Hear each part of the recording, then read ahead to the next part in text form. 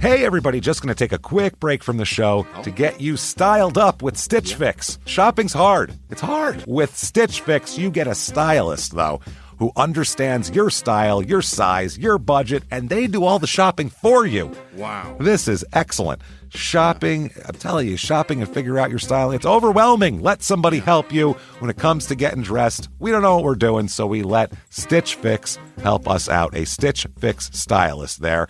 They know what works on us. We get the prices that make us look really good, and it feels good. You get some confidence boost walking around knowing that you're looking decent here. Oh, yeah. Yeah, we just give the stylist our sizes, style, budget preferences.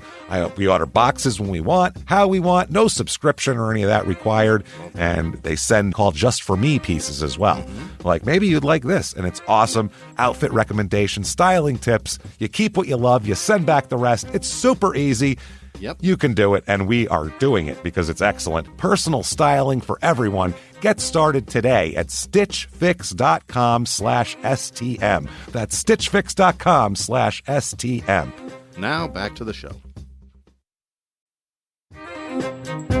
Hey everybody, just going to take a quick break from the show and tell you about Noom. Has Noom helped you? I believe it has. Oh, that's got an app. You can do tracking. It's terrific. It does. And Noom builds personal plans that can meet individual needs. That's the thing. Takes into account any dietary restrictions, medical issues, other personal needs. That helps build a plan that works for you. And yes, so I know that you've had your own personalized program here that you've been working on. And it's weight loss This is weight loss results that last. They stick around because you get yourself into a lifestyle change. That's what matters. That's mainly it. You can't just say, I'm going to cut that out for a month and then go back to it. That's not what it is.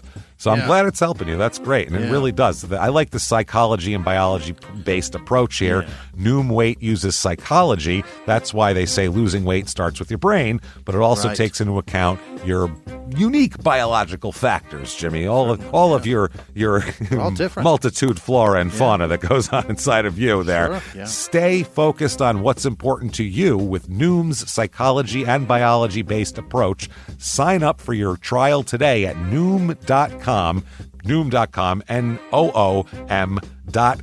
here. Based on 3.5-year study of actively engaged Noom users with minimum starting BMI of 25. Individual results may vary. Visit our website for more information.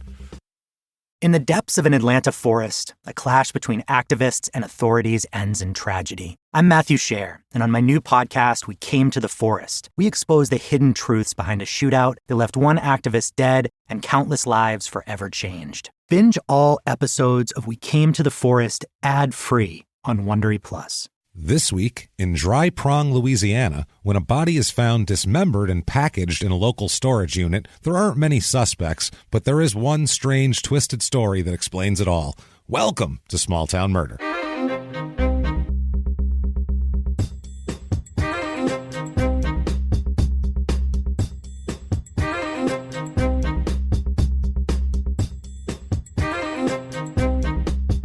Hello, everybody, and welcome back to Small Town Murder. Yay! Oh, yay indeed, Jimmy. Yay indeed. My name is James Pietragallo. I'm here with my co-host. I am Jimmy Whisman. Thank you, folks, so much for joining us once again. Oh, my goodness, we've had quite a run lately. It's been wild lately. Yeah, between Mississippi. Last week, that Mount Zion, Illinois, that was bonkers. What a wild story. Yeah. And today we have something equally as crazy. And then hopefully, if we have time for it, today's one of those things where it's like, if we have time for it, I have a little bonus story possibly at the end to squeeze in there. I'm really hoping to get to it because it's hilarious and it has to do with... I love when you tease those and then we don't have time for it. We might run out of time. You never know. I'll try to stick it into another show if we don't have time, but it's just a little extra cherry on top, and it has to do with horses, and we need to get into it because it's crazy. Terrific. But our main story, absolutely bonkers. If you haven't done it this week, or I mean at all, actually, if you haven't done it at all, please get on Apple Podcasts, that purple icon, give us 5 stars. We don't know why you have to do it, but helps drive you up the charts, and that does help get you listeners. So that's important to us to find new people to dislike us. So that's good stuff. Get on there and do that. Also, head over to shutupandgivememurder.com right now. Tickets to the virtual live show are live for Crime and Sports. It's a virtual live show of Crime and Sports.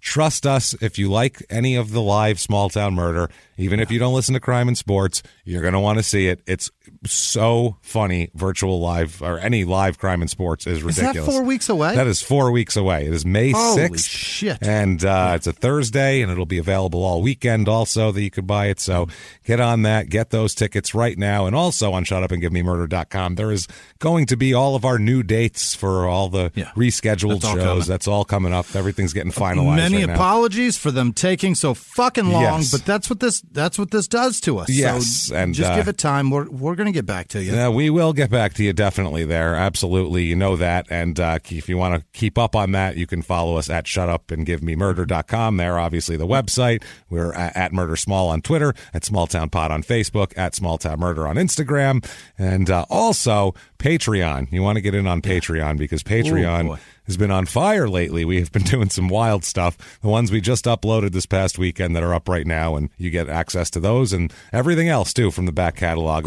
of bonus stuff here. First of all, we did the Marv Albert story, the sportscaster with a toupee and a rock-hard cock. Let's just say that. And he's ready for action. And then for the Small Town Murder one, we did the Night Stalker documentary. We talked a lot about Richard Ramirez and gave him a new nickname that we thought was better than the Night Stalker. It's more appropriate, so you can check that out and check out everything. That documentary, James, is just like it's less about Richard Rodriguez as much as it is about Ramirez. You just need just tell people that you're proud of them, and things will change. Yeah, that's all. That's it. Just that's all it is. Maybe they won't murder people, and maybe they'll catch serial killers. You never know. So. Right. That's all that we need. We just need a positive affirmation. You can find out about all of that at patreon.com/crime and sports right now. Do that, and also you'll get a shout out at the end of the show because you're now a producer, and we can't thank you enough. That's the only way we can openly thank you is with a shout out. And also, if you just want to be a producer and also have just good karma and be a great person, you can donate over at PayPal using our email address, crimeandsports@gmail.com. That said, time for the disclaimer. Quickly, very quickly, it is a comedy show, everybody. We're comedians, so we're going to make jokes. It's just that's the kind of the point of the show. Another point of the show is people get murdered. That also happens, but we didn't kill them, and we don't want them to get killed. We really don't, and we go out of our way to make sure not to make fun of the victims or the victims' families or anything like that. Because we're assholes. Yes. But we're not scumbags. That's how that works. So that sounds good to you. We're going to have a good time, hear about a crazy story, and talk about the insanity that leads up to and around a murder, because it's insane. It's just crazy. If you think that true crime and comedy should never go together, maybe we're not for you. Maybe we are. But either way, we warned you. For the rest of you that want to hear a crazy story, I think it's time to sit back and shout, Shut up. Give me murder. Let's do this, Jimmy. Let's go. Let's go on a trip, shall we? Pitter patter. Let's do it. Let's head on down. We were up in Illinois there, central Illinois. Now we're gonna head straight south, pretty much here. Go right on down. Straight down. Right on down the Mississippi River. And head on over to Dry. We're going to boat it? We can boat for some of it. We're going to head down on riverboat and paddle through the moss. And then we're going to get out on land. We're going to do a little Lewis and Clark action over the hills. I'm going to shout Mark Twain. Yeah, that's Mark Twain. So we're going to Dry Prong, Louisiana. Okay. Sounds attractive. Dry Prong, right? That sounds good. That sounds painful is what it sounds like. Should be It's the only place in Louisiana that's dry, apparently. Dry prong sounds really like some lube is necessary, I feel like. It's in central. Sandy prong. Yeah. It's in central Louisiana, like right smack in the middle of it, just right there. It's about 3.5 hours down to New Orleans. About 2 hours over to Shreveport, which is northwest. It's kind of the opposite direction. And then 3 hours and 20 minutes down to Houma, Louisiana, which was our last Louisiana episode. It's been so long. Our last Louisiana episode was episode 126. Oh, shit. Back in July. It was the 4th of July, 2019. So my God. Been almost 2 years since we've been to Louisiana. And that one was grimy as shit. That was a grimy one. Yeah. If you don't see us going to states, you're like, how come they haven't been in that state for a year and a half? It's because that state doesn't get as many listens as other places. That's why. That's generally why. No one cares about Louisiana, apparently, unfortunately. But we got to go there sometimes because they have crazy murders. So who cares? They do. This is down in Grants Parish. As you know, they don't have counties there. They have parishes. Correct, yeah. This is Grant, which parishes and wards, which makes it sound like a religious thing. Makes it sound like it's broken down into like church quadrants or some weird shit. Parish and ward both are religious terms. And that's what I think of. It's area code 318. It's 0.14 square miles. This is a tiny, tiny little town out here. Yeah. You can tell that by the population when we get to that. And the town motto, I mean, it's not much, but I like honesty in a town motto. You know what I'm saying? That's what I like. I don't like it when you're don't sell me a bill of goods. Don't sugarcoat this shit. So this is good. Motto, quote, yeah, it's about as bad as it sounds. So, I respect that. I respect it. So, history of this town, it was incorporated, Dry Prong was, in 1945.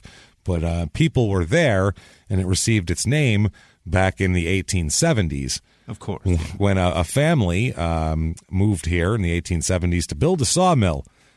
Oh, okay. How about smack in the middle of Louisiana? That'll be a good place. They had woods in the central Louisiana? I mean, yeah, there's stuff there, I guess. When you look at like all the houses, they don't really have any trees. It's kind of... I see like cattails and shit like that. That's kind of what it is, and like it looks like almost like an island. It looks like you're on like Bermuda or something, but like not at the beach. Well, like a goddamn swamp. It's a strange place. So to power the mill, they built a water wheel, only to discover that the creek over which they had built it went completely dry every summer. So it just stopped. So that was that. That was a bad deal. That makes this seasonal work.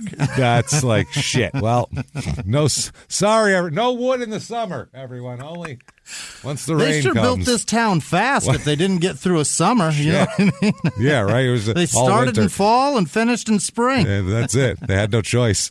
So they called the creek a dry prong. So that's why it was a dry prong off of another tributary or whatever. Grant was one of the several new parishes created by the Reconstruction legislature after the Civil War, obviously here. Okay. It was founded in 1869, and it was named after Ulysses S. Grant, which made the people in Louisiana very happy, as you might imagine. Yeah. They're not real. They weren't real in love with the North at that point, or the army that conquered them. So, sure, I feel like naming it Grant was probably bad. Like they were like a special sort of like hated the North and holdouts. During the Civil War in New Orleans, they came up with, because the North had General Butler. He was the guy who was in charge of the occupying forces there for the North. So they put his picture on the bottom of like shit bowls, because this is pre-plumbing. So really? Like your bedside shit piss bowl there. They put his picture on it. And that was like a huge seller down there during the Civil War, like stuff like that. So they're it's like the Hanoi Jane sticker that they used to put in the urinals. Kind of the same thing, but yeah. So So Jesus. And also the parish seat of Colfax was named for Grant's vice president as well. So they did that. That's the town that's near here. Now, there was a big problem in 1872. They had a gubernatorial election, and it was disputed, leading to both parties certifying their slates of local officers. And the decision was disputed in several areas. And, that's kind of how it went. So basically, people came to the courthouse thinking they won, and then other people came thinking they won, and then people who didn't get elected to shit, who just had an opinion on it, showed up and, armed, and state militia was squaring off with somebody else. And storming the Capitol. That's kind of what happened. They had an organized militia advanced on the courthouse on Easter Sunday in 1873. Oh, my God. In the ensuing violence, about 150 people were killed. About 150 black people were killed, and 3 white people were killed as well. Anyway, this whole thing went down, and they put a In 1921, they unveiled a 12-foot marble statue thing, a big plaque thing that said, "In loving remembrance, erected to the memory of the heroes," and then named a bunch of guys who fell in the Colfax riot fighting for white supremacy. That's what they put up. They're like, these poor white supremacists that fell. Does that still exist? I have no idea if that still exists down there. I fucking hope not. Those two words shouldn't be near any legislation branch anywhere. Especially if they're saying, good on these guys for doing that. Right. That seems... Don't celebrate them, number one, but also let's not put plaques up with those two words on it. Yeah, that's a problem. So reviews of this town, people like it. I couldn't find a bad review, which is odd when I considered, when I looked at it. I found, here's a 5-star, quiet town in central Louisiana, good commute time. Okay.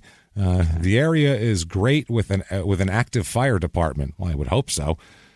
If something catches on fire, they're going to put it out. That's all I'm saying. I mean, you call them, they come with hoses, man. It's pretty cool. Great commute time to what? To Shreveport, 2 hours away? I think Alexandria is the closest nearby. Okay. But it's still nuts. There's 40,000 people in Alexandria. It's not a big city. That's the capital of something, but not here. Baton Rouge is the capital here, exactly. Right? Yeah, Yep. Schools are close by and great. Churches are nice. Churches are great. Nice, quiet park. Okay. 4 stars.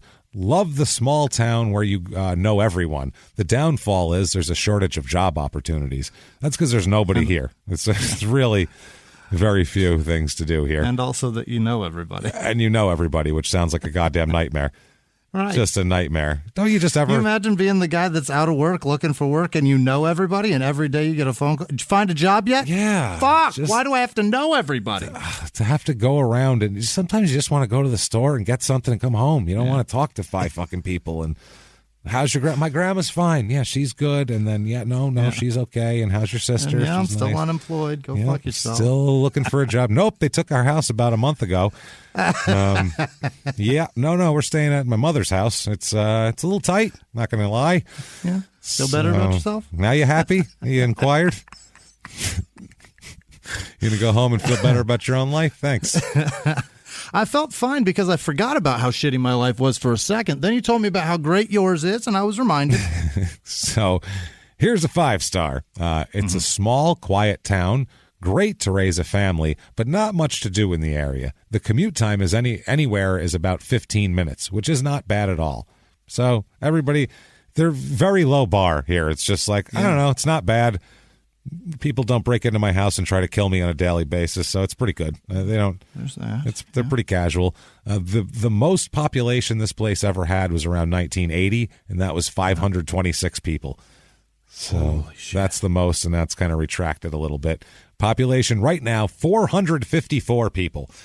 Doomed souls wander this place. That ain't nothing. That's a small town, man. It's up 20% since 1990, so people have been trickling in. It's kind of average on male and female. The median age is low. It's 34 as opposed to 37, which is normal. But there's a shitload of 0 to 4-year-olds, 25 to 34-year-olds, and 65 to 74-year-olds. Those are the only demographics that have people. Fascinating. So the 65 to 74-year-olds had the 25 to 34-year-olds who now have 0 to 4-year-olds, is what it seems like. And they all just stayed there. Did one generation just leave? Is that, do you know what I mean? I mean, it looks like more people have come, but I feel like there's a gap in there, right? Well, I guess like a generation got smart. If you're 67 and you have a 34-year-old, I guess that's normal, right? That would be it could be. That would be normal, I guess. But maybe they just waited longer to have kids. Who the hell knows? Possible. It's a kind of a family town when it comes to this shit. 60% of the population's married. It's normally 50-50. There is less single people with no children. All of those factors where you can tell it's not a party town. Yeah. It's a settle down and go to church on Sunday kind of town. Sure. Race of this town, 97.1% white. So maybe that statue is still there. Who knows? 0.0% black. Zero. Not a black person in Louisiana. Well, that sounds I'm sorry, that sounds on purpose. I've never been there. I don't know, but that's not one in Louisiana. Have you ever been to Louisiana? Yeah, there are a lot of black people in Louisiana. That'd be like in Georgia. It'd be like, are you kidding me? I get. Come on, man. James, you're discounting the fact that white supremacists, That's the true. two words together, were on a fucking there, so plaque. Maybe that would be. You'd leave too. Yeah, probably. 0.9% Asian. I mean, 1.3% Hispanic. So it's just pretty white. Now, the religion here is a little less than normal. It's about 46%, which was surprising for me, honestly. But this is not surprising. 38.5% of the people here are Baptists. My God. Baptists are, Jimmy, the Catholics of the South, as we know. And it's hardcore there, 0.0% Jewish, 0.0% Muslim. Politically, 13% of the people voted Democrat in the last election, 84% Republican. So pretty one-sided there. Unemployment rate's about double the national average here. Really? At the moment. Yeah. Household income pretty low, too. Normally it's about $57,500. Here it's about $38,500. So that's a little bit low. Over 50% make under $40,000 a year. Oh, my God. So it's rough down there. And most of the jobs, like over 20% of the jobs are in retail trade. Brutal. Which is tough. It's just people selling shit to each other. Well, I get off. Cash register, I'm going to buy this now. I get off at 5, and then I'll come over and buy that from you then. All right. We're just selling each other things, it seems like, if everyone's working in retail. That's not good. Cost of living here, 100 being regular, average. Here it is 82.9, so not as low as you hope for. But not low enough, no. No, the housing is low, though. The housing is a 42 out of 100, making the median home cost here $98,700, which is that's very affordable. 42% of the houses here are worth under $100,000 a year. 42% are worth under $100,000 here. So it's interesting. What must those look like? We're going to find out in a minute here with the Dry Prong, Louisiana real estate report.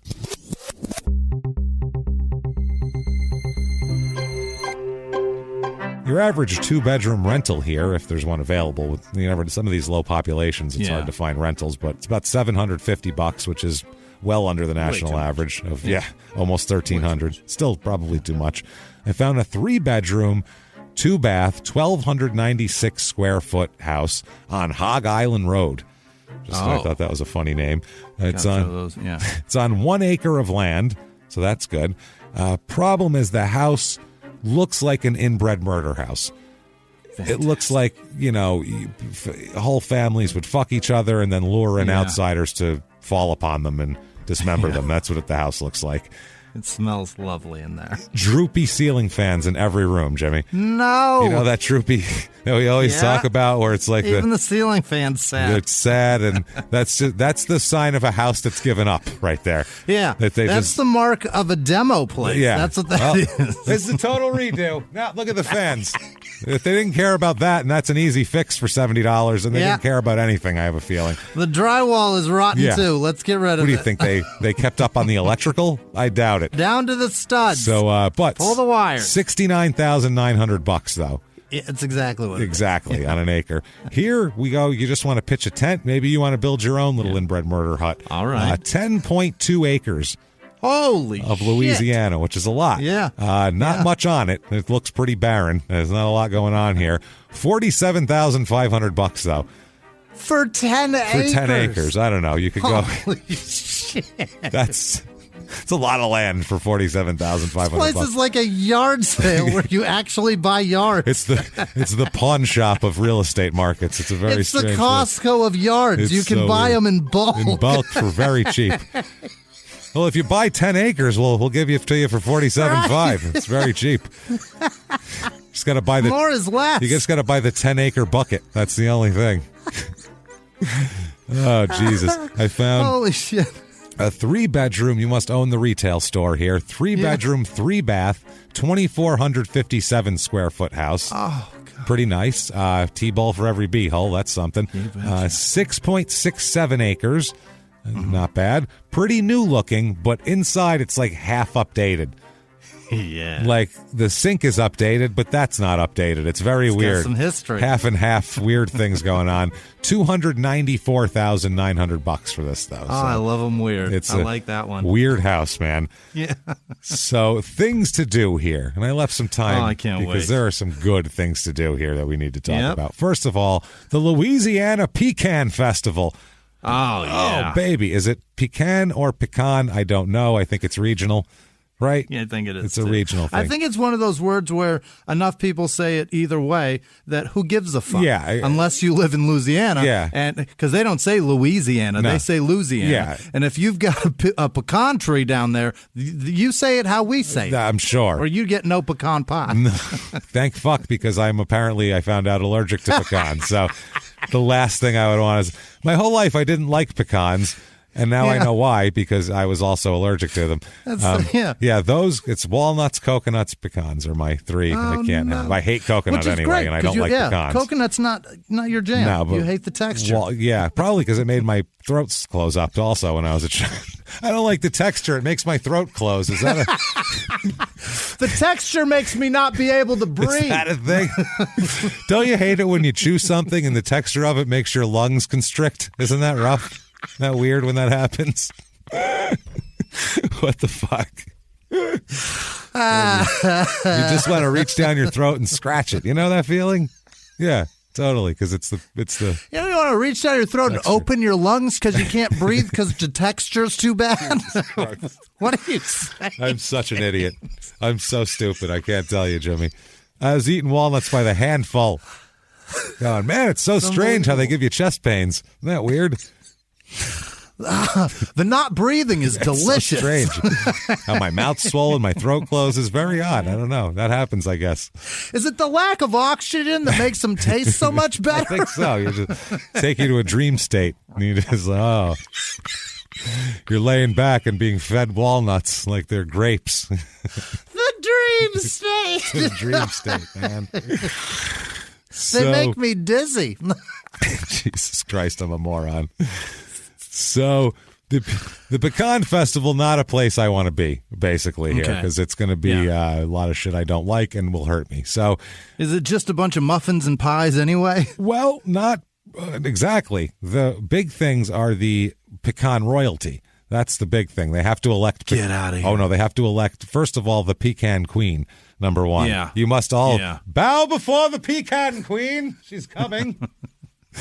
The pecan queen, the Queen's pageant held prior to the festival, because you have to know who's going to preside over it, obviously. Sure, I mean, Jesus Christ. Officially kicks off the festival, and the Louisiana Pecan Festival Queen and her court are selected from contestants from all over the state of Louisiana. Once selected, it's her duty to reign over the festival.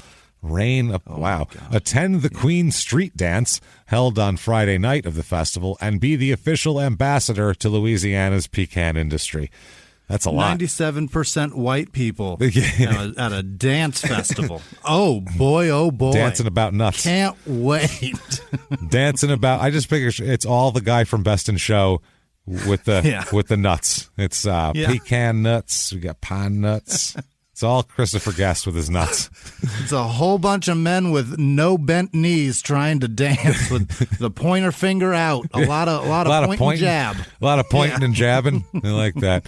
That's good.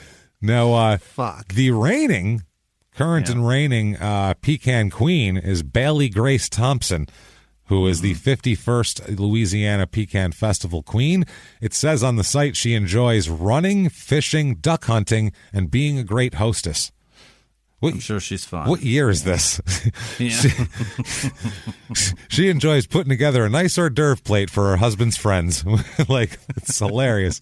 And it says, apart from the operation of a gun, that is very not bad. That's very old-fashioned. And I want to be the next Louisiana Pecan Festival Queen? Click here to find out how. Also, you can maybe be in the Louisiana Pecanettes. Also, they're also festival ambassadors. This energetic dance team is made up of high school students from across Grant Parish, and they perform throughout the festival, march in the Grand Parade on Saturday, and travel to other fairs and festivals to entertain and promote the Louisiana Pecan Festival.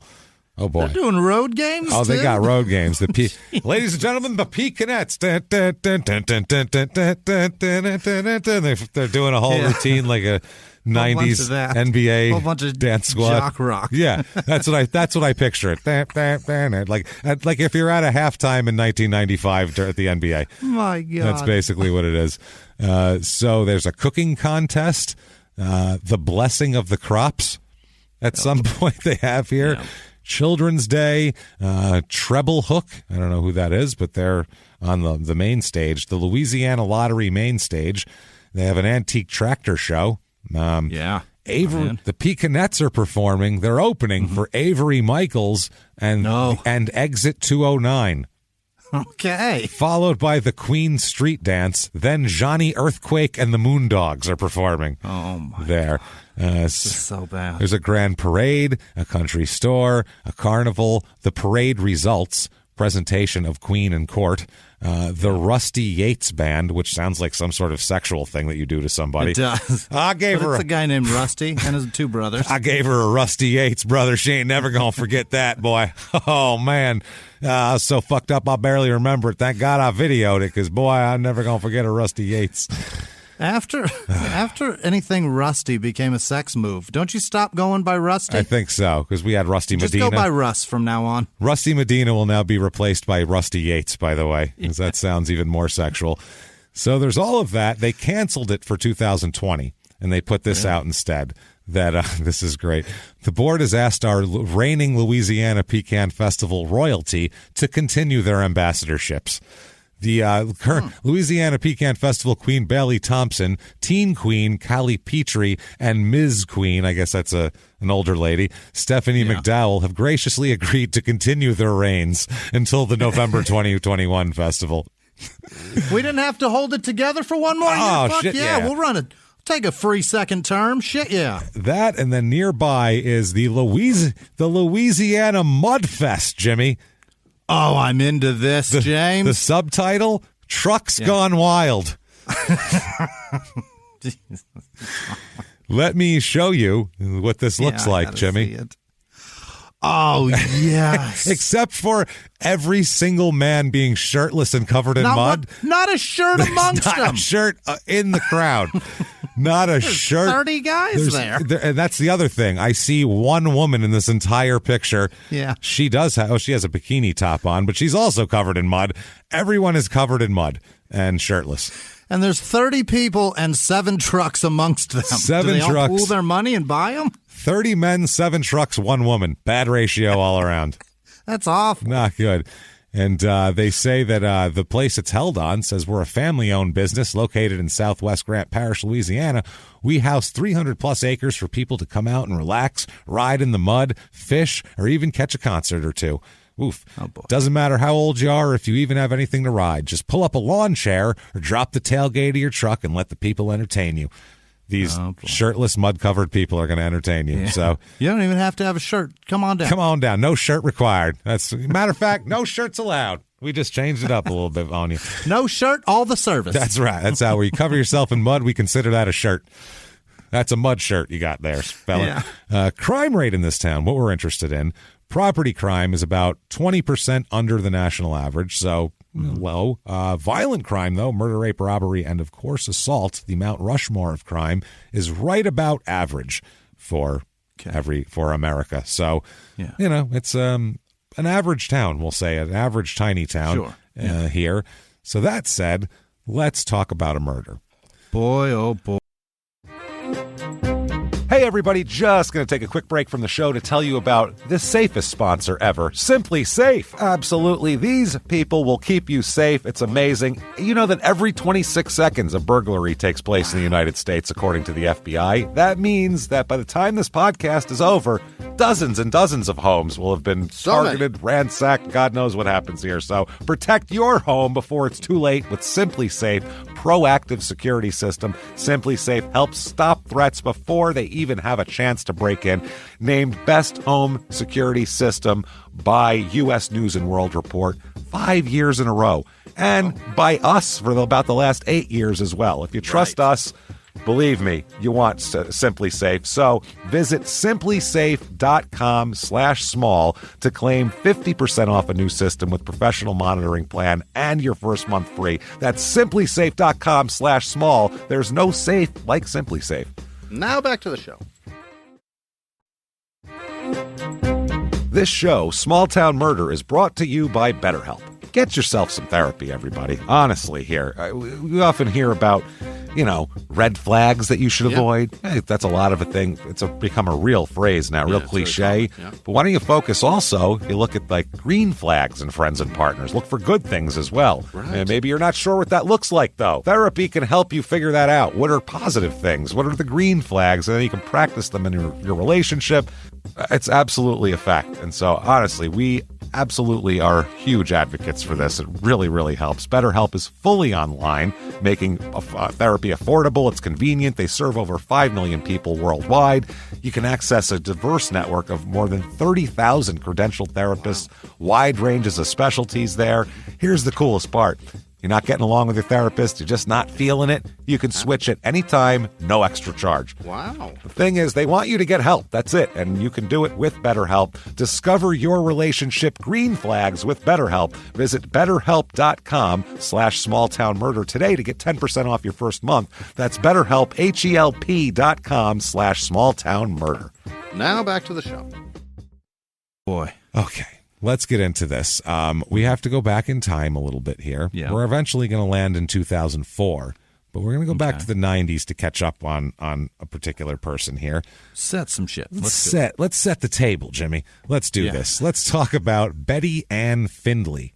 Okay, Findlay. It's spelled like every other thing. It's spelled with an E sometimes, Ley. Really? But it's the actual. But it's like the shithole in Ohio, Findlay. Yeah, Findlay. Now, she has had some legal issues. In 2004, she's 47 years old. And through the 90s, she's had some problems. She has a problem with particularly writing checks for things she doesn't have money for. That's a big issue that she does. And a lot of people do that. It's harder now, but that was a big thing like that people did in the 80s and 90s. You float some money, I'll put some money in the account later, that kind of thing. Because it's a weird, any crime, because we always say this about computer crimes when we're talking about financial stuff on Crime and Sports and people doing shit on computers. That's so traceable, you're going to get caught, but you're not going to get caught right when you do it. No. It's not like if you walked into a bank and robbed it with a gun and then ran out and 5 cops came up and fucking said, whatever, and had guns and arrested you. You can get arrested right there. But for this, you kite a check, you're going to go home and have the thing you just bought. Yeah. Get to enjoy it for a little bit. It's that weird, some people have this weird thing of like, I know that I'll get caught, but I'll put that out of my mind for now. Yeah. And I'll just enjoy. Or they figure that's so far down the road. Yeah. Maybe I'll have the money to pay for. I can just make it right later. Yeah, but I don't think a lot of people. I don't think like this. She doesn't have any intention of this. I don't think because she has a bunch of problems. She's just writing bad checks for shit she has no intention of paying for. Yeah, 1993, 1994. She's charged with 2 counts of forgery. They believe she took 2 checks from her job. See, you're going to get caught, man. Oh, yeah. Sandifer and Sons Construction Company. She had, I guess, access to the checkbook, and she decided to steal a couple for herself and she cashed 2 checks for a total of $944.82. Such a small amount of money to be risking like that. It seems like that was like a not a round number, so she hoped it wouldn't catch anybody's attention, possibly. Yeah. It feels like it's one of those things. She thought she could get away with it, but in the end, they're going to look through that and find out who did that. It's you, and there you go. You're fucked. So she was brought to court on a charge of forgery for that. She pleaded guilty to forgery. She pleads guilty, and she is given a 1-year sentence, but suspended. So, she was put on probation, which then ended in 1996. So that was she had a problem with a personal check before that, but then she had this as a step up in the escalation. Yeah, that's certainly escalating. That's somebody else's money. Yeah. When you fuck with your own money and dick around, whatever. Oh, yeah. I could never steal from jobs. Like, I could never do that because it's always like, I don't know. That's just not. I did, but. Well, yeah. But like, I didn't want to. Yeah. It was just there. Also, you weren't stealing cash. You know, Well, I don't want to blow up your spot. But I don't know if you could get fired for this now, but years ago you took like some batteries from the electric company that they give to you guys in bulk.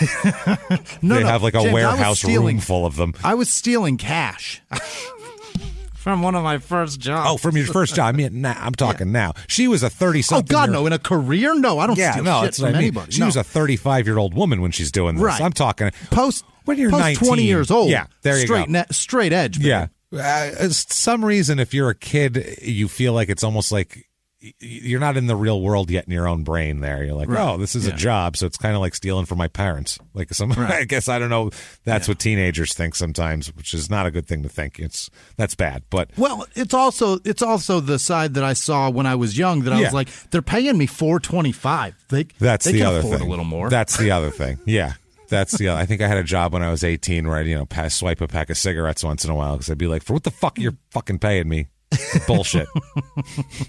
You make me want to smoke. God damn it." So my frustration here, and you can rationalize it to yourself, but to steal $944.82 in checks that's excessive. I think it's a bit much, and it's a check, so it's a paper trail. She ends up pleading guilty, like we said. Now, in September 1996, she is in August 1996, her probation's up. So she's a free woman. Ready to go. So then in September of 1996, she commits bank fraud.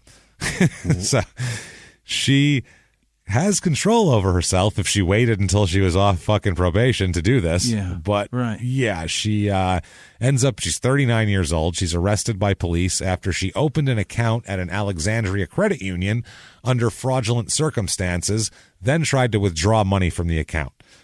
So she tried to put like a worthless check as a deposit and then withdraw cash on that. And, you can't do shit like that. You can't do that.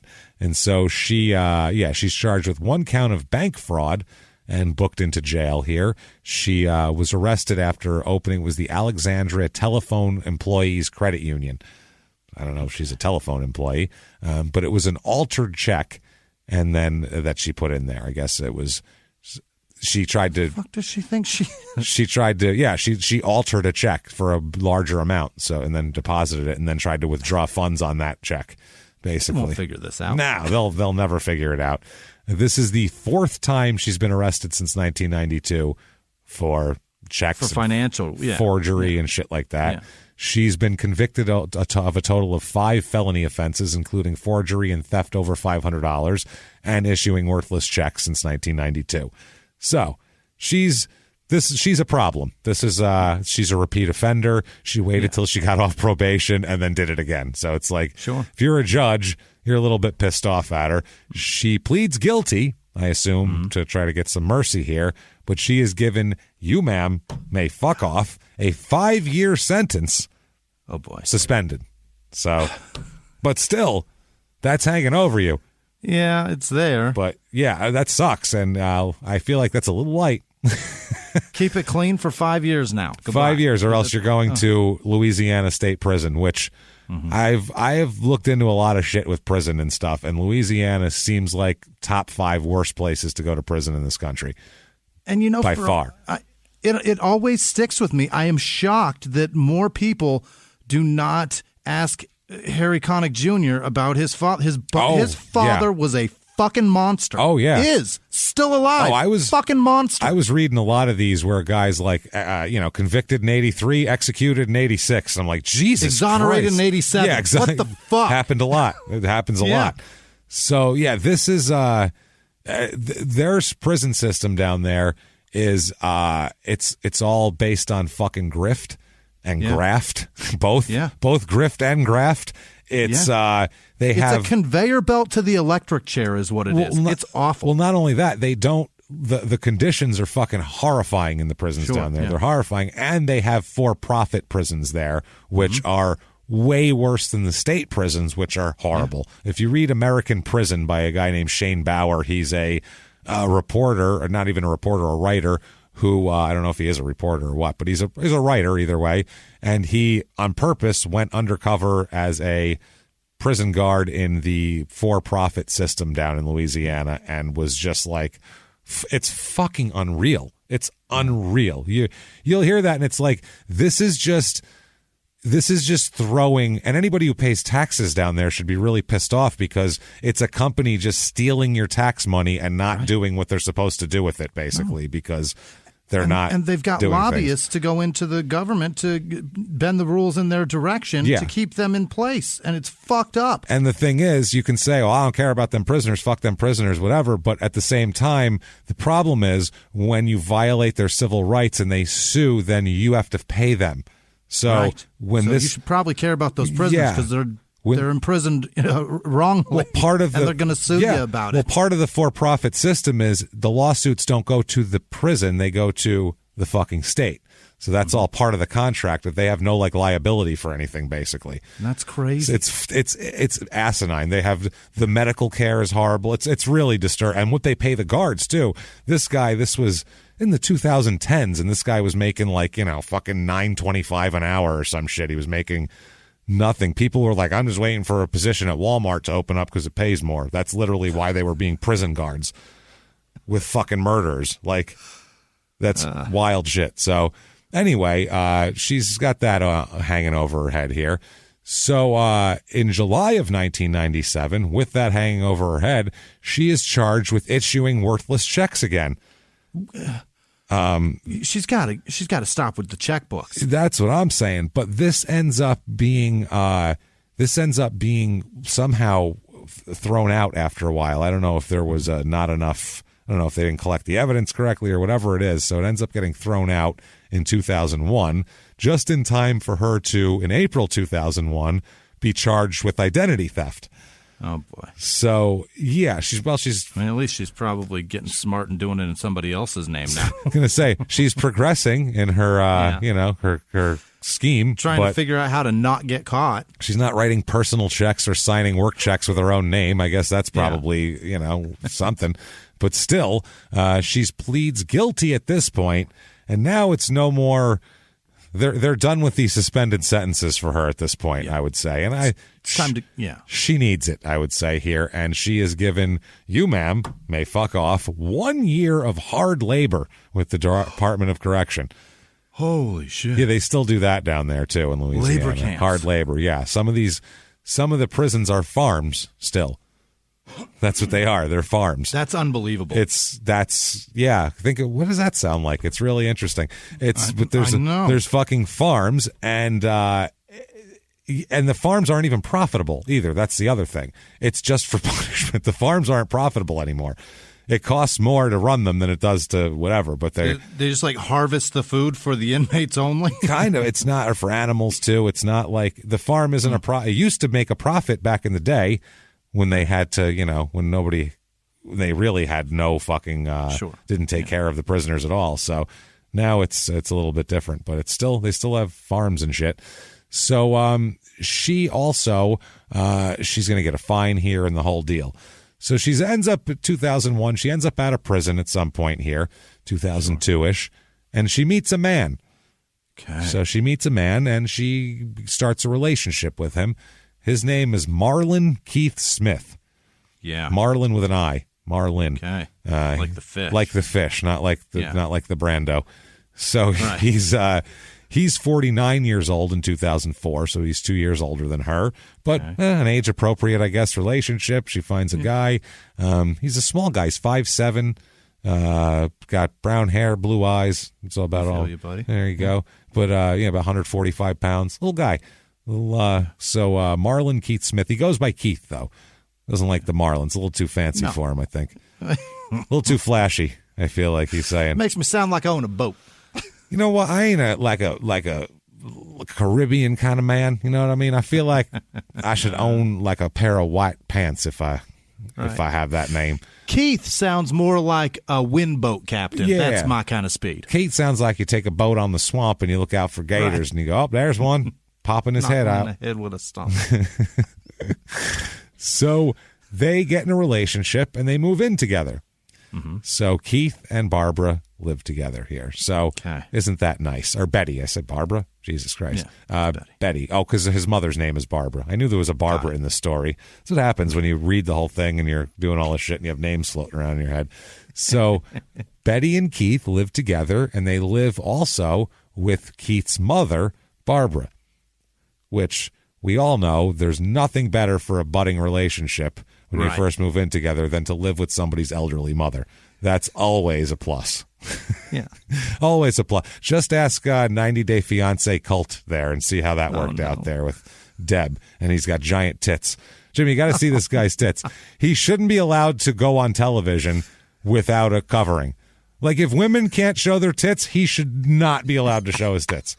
Absolutely not. He's got like a solid C cup. That has baffled me for quite some time. Why guys at baseball games get to like pull their shirt off with their tits? Oh, and dude, mush them together and like, oh, you know what I mean? Yeah, they're having people rub them their friends motorboating them, for Christ's sake, in the next fucking seat over. Kidding me? If you got enough tit to get motorboated, you got to cover it up unless women are allowed to walk around too, and that's fine. I don't care about that. I don't care whose tits are out, but if someone's got to cover his big tits, they're like, Jimmy, they're not even just like chubby. Like he's got some hang. No, it's like you could see. It's so strange, Jimmy. He's got like they've got shape. They've got shape to them. Yeah, they like he had them done. No, like he had them done, and it's just gross and fucking. If you see, like he had them done. It looks like he had them. He was like, you know what? I'm a B cup right now, but I'd like to knock it up to a C. Nothing crazy. I'm not trying to, I'm trying to. Nice teardrop. You know what I mean? I'd like the shape to be a little bit better around the under tit. I'd like the under tit to have a nice. Unbelievable. I'd like the under tit to have a nice swing to it, if you know what I mean. Yeah. That's all I'm looking for. So, that's I don't know how we got on that, but living with an elderly woman is yeah. Living with an elderly woman when you start a relationship. So Barbara Smith lives there, and he's 49, so she's no spring chicken here, Barbara, at all. Yeah. So now Keith and Betty living with Barbara. After a little bit of time that goes by, the police are alerted to a number of forged checks that had been written from Barbara Smith's bank accounts, Keith's mom. Mm-hmm. And, they see that. They go, oh, boy. And then they say, who lives in the house? Oh, a woman who can't stop forging checks. Okay, well, that's the place to start. So they did an investigation, and it's revealed that Betty had accessed Barbara's accounts on 5 different occasions without knowledge or consent. Of course she did. Yeah, obviously. But they found 5 occasions. At first, it was just a couple, and they were like, oh, there's more that we didn't even notice. Right. So she is so stupid. It's never the first time when you notice it. When you notice it, you got to have that pit in your stomach. You have to know right then. How long? This has been going on a long time. Now I have to chase this down. How long? I had it happen to me. They were doing it $80 at a time. Oh, that's right. Yeah. And they'd got it like 8 times. And I was like, oh, my God, I'm broke. Stop it. Why is this happening? I'd like to spend $80. Yeah. Willy-nilly. I saw the first one, and then I was like, what does that balance say? Oh, my God, there's a lot missing. And then I started looking back, and I was like, 2, 3, 4, And then I went to the bank, and they were like, yeah, it's been going on a long time, bud. Yeah, I know. Yeah, I see thanks that. for the fucking tip. That's your fault, man. Jesus Christ. This was in Miami. I'm clearly not in Miami. Jesus. Yeah, obviously. You see the same day when I had a fucking charge in West Phoenix?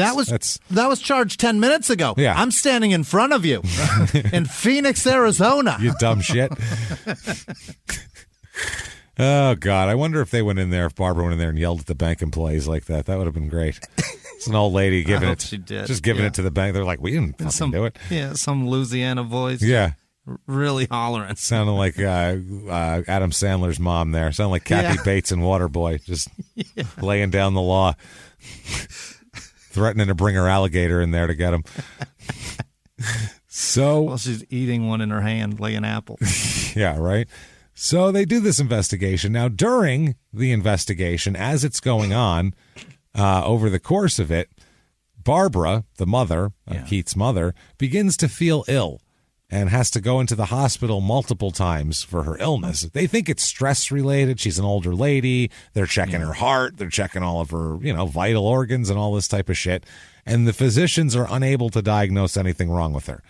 They can't find anything she has no diseases. She doesn't have cancer. She's not, why is she? Calm down, Barb. Yeah. So maybe it's, some sort of anxiety. This includes not only feeling like shit, but slurred speech and difficulty standing. Oh, no. So, yeah, this is like they thought she had a stroke, probably. That was the initial thing. She's, older lady. They figured out she probably had a stroke, and she didn't have a stroke, and she's fine. So they're like, okay, now what? So she would enter the hospital. She'd get treatment, start to improve, but then she'd be released and have a relapse and have to come back to the hospital. So this was a ongoing thing for, a month this is going on. Finally, after like a month, they just thought, who knows, maybe whatever, we'll just keep doing tests. Finally, they said, let's run a toxicology screen on her and see what the hell's going on. Because they didn't know if maybe sometimes they say that, sometimes people will fake symptoms or take drugs to mimic symptoms to get attention. So they didn't know if maybe that was the case. Who knows? Everybody loves that. Who knows? So they have to, they do a toxicology screen, and it reveals high levels of Ambien, which will give you slurred speech and trouble standing up. And but you generally remember taking that. Also hydrocodone and other opiates in her system. My God. That were not consistent with her, normal prescriptions that she takes. Yeah. Yes, right. Her Rattler there. So right. Not consistent with her. Out there snorting Ambien. Yeah. So what they ended up doing is they couldn't figure it out. So police said to, get samples of everything that she ingests, and they end up testing a cup that Betty gave Barbara her morning coffee in. Oh, no. And found hydrocodone and Ambien in the cup. Fuck. So. Oh, no. Yeah, and they said the lab said that the amount found in the cup was sufficient to prevent her ability to walk that day. So that's, wow. It was a lot. There's a shitload in there. She really loaded her up. So enough to not walk. Enough to not walk in Ambien and hydrocodone. Yeah. That's a lot. That's a lot of shit. Yeah. So I don't know what she's trying to get her to not realize what's going on, but once it's in the police's hands, it really doesn't matter if Barbara doesn't know what's going on. They still busted you, so it's really fucking strange here. But they ended up the checks were all forged at stores and shit like that. Barbara ended up losing more than $3,500 from this little scam. It's a lot. What is she buying? That's a lot in stores and shit. She's just buying things and writing checks. That's on 5 different occasions. So she was buying high dollar things. A shopping addict? That's what I mean. I don't know what it is. It's she needs to do. She has to steal. It's so weird. Is she who commercials work on? You know what I mean? Yeah, I think so. She's like, I have to have it. I don't have the money. Well, fuck it. I'll drug an old lady and steal her money. That sounds fair. The Room Store has a President's Day sale. God damn it. Take this. I need a chaise lounge, you fucking asshole. Look at it. It's beautiful. It's on sale. All of our stuff is gross. We're saving money by stealing hers. Come on. It's only $3,500. So it comes up here in November that the family, Barbara ends up moving out of their house. Is how this works. Okay. Barbara moves out of the house, the mother, into a relative's house, and then Barbara moved out of her own house, yeah, into a relative's house, I guess, wow. to keep away from the fucking Miss Poison over here. So at some point in November, the family just starts going, we haven't heard from Keith in a while. Yeah. Have we heard from Keith? Has Keith called you? Keith hasn't called me. Have anyone heard from Keith? It's been like weeks since we've heard from fucking Keith. Where the hell is Keith? This is super. Oh, dear Christ. This is super strange. So they try to get a hold of him. They can't find him. He's nowhere to be found. So Betty says, we were having money troubles, obviously, since I've been kiting checks on my on his mother's account. So since I've been borrowing her money without telling her. Yeah. So he found work in New Mexico and he went off to New Mexico to work for a while. So, he said she's like, we speak on the telephone all the time and shit like that. But 3 states away, he's fine. Yeah, he's fine. He's just over there. He had to go there. This was on November 12th, 2004 is when they said he was missing. They still put out like kind of a missing persons thing for him. 160 pounds, 5'7", blue eyes, brown hair. Please call the sheriff's department if you have information. Little guy, we're worried about him. Yeah, we're worried about this little guy. Bring him back. So that's what they'd say about me. God damn it. Anybody seen this little fella? We're missing him. Shit. Bring him on back now. If I went missing and somebody saw my stats, somebody would go, "Aw." Look at that. Well, he says he's 5'9", but I don't buy it. That's what they'd say. Yeah, because that's what the DMV. I didn't even write. I've never written that in my life. Never once. That got written in like 1997, and it's just stuck ever since. It would never have happened. I never wrote that, and they put it on my license. That's beautiful. So now everywhere I go, I got to write that down because whenever you match, sign up, it's got to match up on your license. They're like 5'8". So your license says 5. Yeah, but they're fucking crazy. Look at me. I'm obviously 5'8". They're giving me a lot of credit. You understand? I'm wearing boots and I'm still not there. So you get what I'm saying? It's like I've got a big game Sunday. They want to intimidate the fucking wide receivers. What are we doing with this? Why are we doing this? Oh, man. Christ. So, yeah, he's a little guy he's missing. He's a little Keith. Poor fucking guy. Poor guy. You're just upset that they're calling him a little guy. Yeah. So, she said that, he's in New Mexico. It's all good. Don't sweat it. So they contact Barbara this is the detectives, not Barbara, Betty Finley on November 11th. And she says, well, I'll tell you what, I'm supposed to talk to him tonight. I'll make sure he calls his family and shuts them the fuck up later. Okay. Right. He'll call his family the next day. He never calls his family. So detective. Yeah. So they continue to keep coming back and talking to Betty Finley. And she told them that she talked to him several times. She keeps talking to him. And then she says, I'll have him call you. Yeah. In a couple days when he's supposed to call me. As soon as we get off the phone, I'll say, you need to call that detective and tell him what's what here. You're calling your mom. Call the cops. Call the cops, damn it. Yeah. So this time he didn't call again, obviously. And they're like, Betty, he's not calling. She's like, that bastard. He is so irresponsible. This is where he just goes off to New Mexico and then doesn't even call anybody. This is crazy. What a jerk. So, his family said they hadn't talked to him since October, and this is mid-November. So they're like, where 6 weeks? Yeah, where is this guy here? Yeah. So they're talking, they want to find him, obviously, because they can't find any record of him, and he's not calling anyone. He doesn't answer his phone, none of that shit, because it's 2004. He's got a cell phone. Sure. So, she continues to promise telephone calls and all this type of shit. So finally, the detectives are like, why don't we check her phone records and make sure she's talking to him? That's a good way to find out if we're just waiting for nothing here. Yeah. So telephone records show that 0 calls were made to or from New Mexico or to or from Smith and Finley's residence. So there's no calls were made on anybody's phone, right? On the cell phone, on the house phone.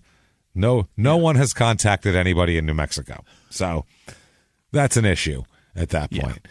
So now they're like, okay, this is a little bullshit here, obviously. From October 1st to November 17th, they checked. So 6 weeks, nothing. And in addition, they found out that, because they were asking questions, they found out that they asked about Keith having a gun. And she said, I got rid of that gun. I didn't like having it in the house. And they also said he also had a 4-wheeler. Had a quad. Where's that? And she's like, well, I got rid of that too. I didn't need that around. Yeah. I sold it. Allergic to those. I sold it. You know how it is. Right. Yeah. It's like a pecan. Very allergic. My throat closes up. They make my... I'm around a quad. It's weird. My chest. It's just I can't breathe as well. I don't know what it is. The texture of the quad, it really closes my throat. I think it's the vibrations. I don't know what it is, but yeah, my whole throat swells shut. It's odd. It's just really, Very sensitive. I'm very sensitive in the throat and lungs here. So she got rid of his gun, according to her, and also sold his four-wheeler while he's working in New Mexico. To her, she said he wanted me to sell the four-wheeler. I told you we're strapped for cash. That's why he's in fucking New Mexico working. Duh. So, and while I live in this house that isn't mine all alone, I'd love to do that sans a weapon. That would be good. In the South, a lady with no weapon in the house? That's crazy. Yeah, this is a rural location, too. This isn't exactly like... do you want to be pecan queen or not? Yeah, that's what I mean. Or at least fucking protect your pecan stash. I'm sure you've got a stash. Maybe in your house, maybe you have a daughter, maybe you have a future pecan queen in the house. Maybe you could be Ms. Pecan. That's the other thing, because there is a Ms. Pecan as well. And I feel like Betty, if she just applied herself to something other than forging checks, she could wear the crown and reign over the festival and feel better about herself, is all I'm saying. So December 15th here, over in Colfax, which we talked about, which is right next door. There, this is pretty fucking interesting. In Colfax, which we said is nearby, that's that one. It's a close by town. There's a storage unit there, like one of those storage basically one of those deals. And there, in there's a smell. This is December 15th. There's a smell coming from one of the lockers. A worse one than what's usually in there. It's a self-storage unit, so you expect a certain amount of smell from old shit. It's everybody's houses together into one pungent everybody's house smell. Every shit that you've ever cooked and everything else, all those smell, all your pets and all your dander from your cats and jam that into a little box. Your next old sheets. To somebody else's, all that shit. Yeah, it feels like a tinderbox, the whole thing. It's just greasy. It's pretty gross. How much grease could you wring out of a storage unit, basically, I feel like? Human grease. So at this unit, they pop into this unit to see what the fuck is going on and what the smell is, and they find in there the body of a man who has been dismembered and then neatly packaged up again. Not like in the shape of a body, but his parts have been like wrapped nicely in plastic wrap, squared up, and like it was like put into a little body bale, like it was bulk ground beef. Basically, they just put it like that and packaged it all up like it was ready for shipping. Fuck! Like you ordered it on Amazon 2 days ago and it's ready to go out. Oh no! And you got to assemble it, and you got to put the whole guy back together again. That's the problem. No. When you get dismembered men places, then you have to put them back together. Babe, the body bale showed up. Fuck. I got to spend all weekend putting that back together. Fucking Allen wrench. I can never find it. It falls out of my hand. It's too tiny. So the Allen wrench didn't come. Check it. Check for it being duct taped to the side of the styrofoam. Is that it? And then you have to pull that off of there, and there's styrofoam all over the fucking floor. Are there dowels? I feel like the cock goes on with dowels. Am I crazy? I feel like it's a dowel situation. It's a dowel. Yeah, it's a dowel installation. So they find him here, a body. They're not able to identify the remains at first because they are really chopped up. It's not even. It's really packaged up. They don't know. They feel like it's one of two people. They feel like it is either Marlon Keith Smith or another man who's been missing here. Grant Parish Sheriff's deputies were searching for a missing fisherman named James Richard Warren of Lexington, Tennessee, who'd been missing since Sunday. Deputies found his boat, but have not located him. And, so they've searched for him all over the place and can't find him. So they're thinking, well, it's one of the two guys that are missing around here probably. Just probably a good bet. Either way, people are freaked out by this. Residents go crazy. One guy, James Sandifer, who lives in Dry Prong, he said, quote, "You don't expect something like that to happen in Dry Prong. This is a very quiet neighborhood. There's nobody there. Of course it's quiet." Also, if you expect that to happen there, get the fuck out. Well, yeah. But I mean, we lived in the house I used to live in down the street from the methadone clinic. If you told me somebody was neatly dismembered and packaged up, I'd go, that sounds about right. Yeah. You'd believe it. That's but fair. Again, you got the fuck out. That's true. So I got to get the hell out of here. So Yeah, they said that that they wouldn't comment on who had rented the storage unit, how long it had been rented, any of that shit. But they also said that they didn't think that the storage unit was used to do the actual dismembering in there. So, yeah, there's that. It's a post-dirty work dump site. that's a dump site here. Yeah, you wouldn't say, let's take him apart in my storage unit. That'd be a weird... Seems like that'd be a little loud. A little bit. So there was no signs of anything, actually, too. By the next day, the storage unit facility was back to full operations. No crime scene tape or anything. They didn't really... Wow. Very, very quick, they got in and out of that crime scene. So... Are you guys taking everything out of there? Because I can re-rent that if you do. I mean, Jesus. Yeah, fuck. I got a waiting list. Oh, man. Oh, we're going to have to charge them for that lock we cut because we put that on there and that cost us money. And all the cleanup. So we're going to have to bill the state for that if that's possible. So they ended up, after doing some DNA testing and everything like that, they realize that, this is definitely... our guy here. This is Marlon Keith Smith they find here. They found from DNA with his mom. They checked through it that way. Mm-hmm. So they don't arrest Betty, though, here. They don't arrest her. They talk to his family members to get some more information. Family members at this point report, now that it's brought up, they report seeing a suspicious hole in the back of the yard. This hole showed signs of recent digging in the backyard and that they had together, obviously, Betty and Keith. And so the police go over and they look in this hole, basically, this new hole in the yard that just popped up. And they find small bits of human remains in there. Just little, like little ground meat chunks, basically. Just some shreds. Just some human shrapnel is what they find in there. Okay. Which is...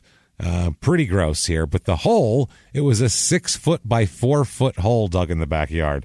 Oh, a whole grave. I was going to say, that's really similar to the fucking proportions of a grave last time I checked, right? That's 6 by 4. No one just casually... put some ribbons in there? I mean... No one casually digs a 6 by 4 hole in the ground in the backyard just for fun. That's a lot of holes. If there's a 6 by 4 hole anywhere... The first thing somebody asks is, what are you burying? Who you burying? Who you burying? What's going on? Who died? Why'd you dig a grave? So who'd you kill? Right. Hey, everybody, just going to take a quick break from the show to tell you about a healthy, delicious item, Hero Bread. And we're both trying to get healthier this new year. Jimmy had a eye-opening doctor's appointment and things like that. Yeah. So we're trying to get healthier, and I'm telling you right now, this Hero Bread is a good step in this direction. It's delicious, and it is really good for you, and it's really excellent. They have the sliced bread is good, the bagels, the tortillas. I know you've been they're terrific. Ranting about the tortillas. They're so good. With Hero Bread, you can focus on your health goals and still indulge in the soft, fluffy experience you love, but guilt-free. I really love the little Hawaiian rolls, too. Yeah. They're so good. They're so good. The Hawaiian rolls, they're legit. They're fluffy. Yeah. They're exactly how you want them to be. You'd never know it's low-carb and high-fiber bread from the texture. You get the soft, fluffy experience you know and love with your savory breakfast sandwich, late-night grilled cheese, Taco Tuesday. Do it. Yeah. No compromises, just flavor, ultra-low net carbs, 0 grams of sugar, high in fiber. It's fantastic. Hero Bread is offering 10% off your order. Go to hero.co and use the code SmallTownMurder at checkout. That's SmallTownMurder at HERO.co. And now back to the show. Hey, everybody, just going to take a quick break from the show and tell you all sorts of good stuff about Chime. That's what I'm talking about. There's so many extra fees you have to pay in life. Everything. You go to the airline, there's an extra ticket on that. There's extra fee on every fees and fees, hotels, fees, all this type of stuff. We're trying to make progress, and the next thing you know, here comes another fee coming at you, and it's more money than you expected, and your whole math is thrown off, and it's awful. Learn more at chime.com/smalltownmurder. Chime is great with that stuff. I mean, you can't beat if your things are a little tight, especially around the holidays or after the holidays. you need that money a couple days early, or you go grocery shopping, you got a car payment due, there's so many things that don't cross over exactly how you want them to cross over. Make progress toward a better financial future with Chime. Open your account in 2 minutes at chime.com/smalltownmurder. That's chime.com/smalltownmurder. Feels like progress. Banking services and debit cards provided by Bancorp Bank N.A. or Stride Bank N.A., members FDIC. Spot Me eligibility requirements and overdraft limits apply.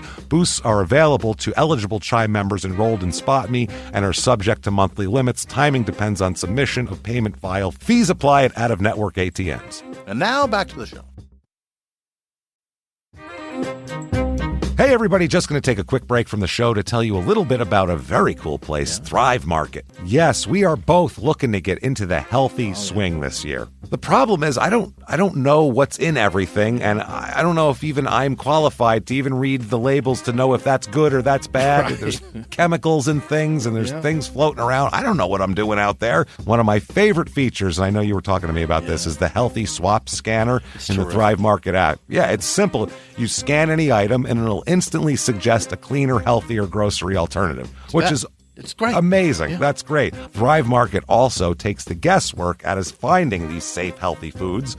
For example, like I'm trying to get my protein intake up for energy. I'm always moving around. I need stuff, and I love that you can filter their site by the high protein options. Nice. It's very cool, and you can personalize this portion, and you can put filters on it, and get ready. You should be ready for a junk-free start to 2025.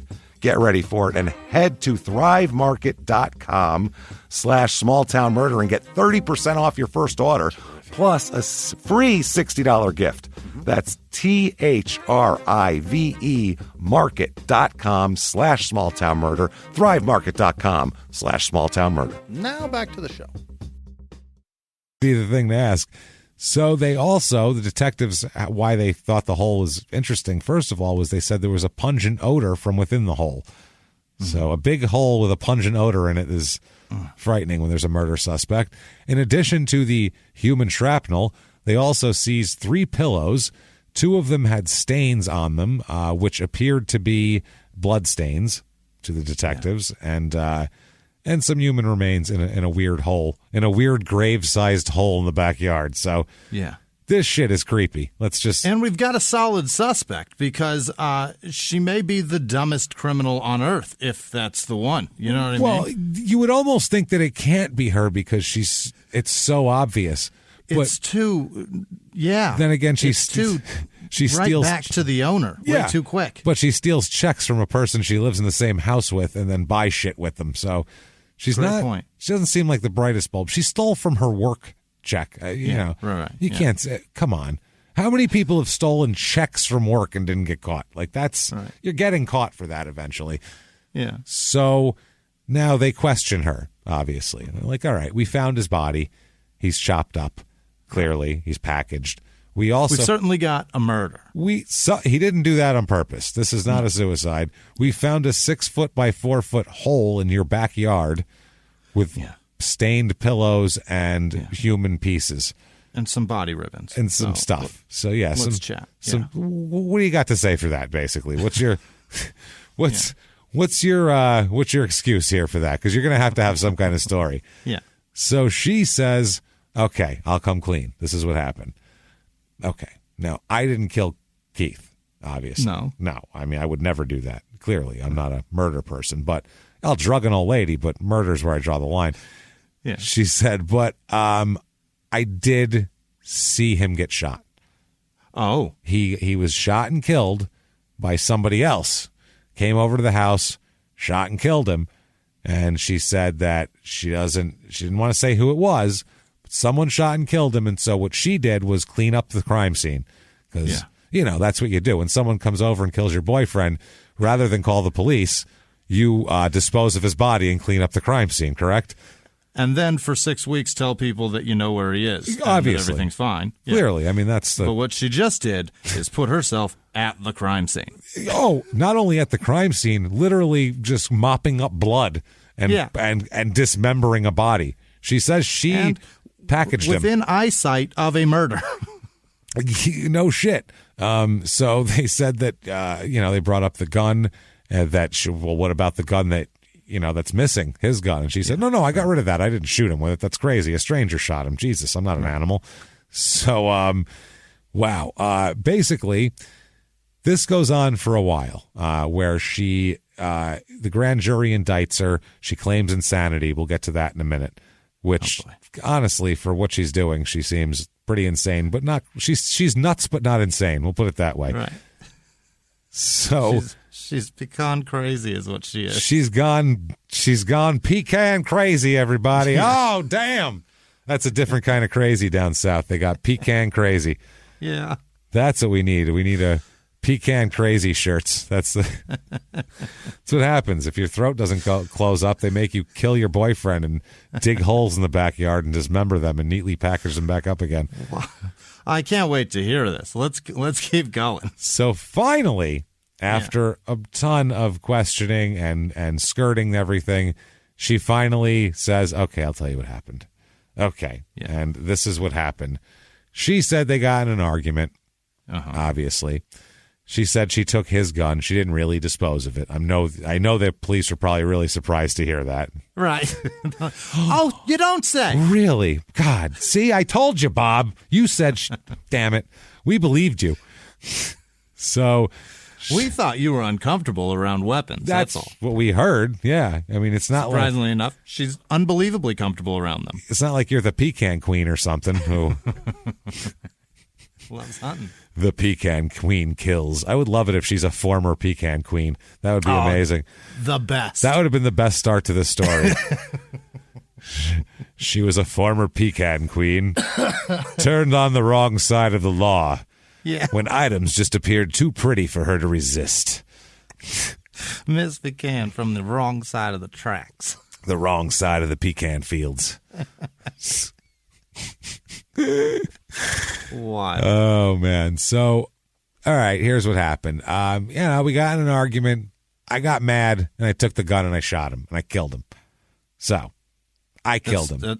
That's not enough. I want more. Okay. So they're like, why would you dig a hole? Yeah. But then it's big enough for a person, but then not put a person in it. What's up with that, basically? And you've got a body big enough for a person, and then you put it in a storage unit. It's very strange behavior. And she said, well, problem is, I tried to bury him in the hole. Obviously, I dug the motherfucker. I tried to bury him in the hole.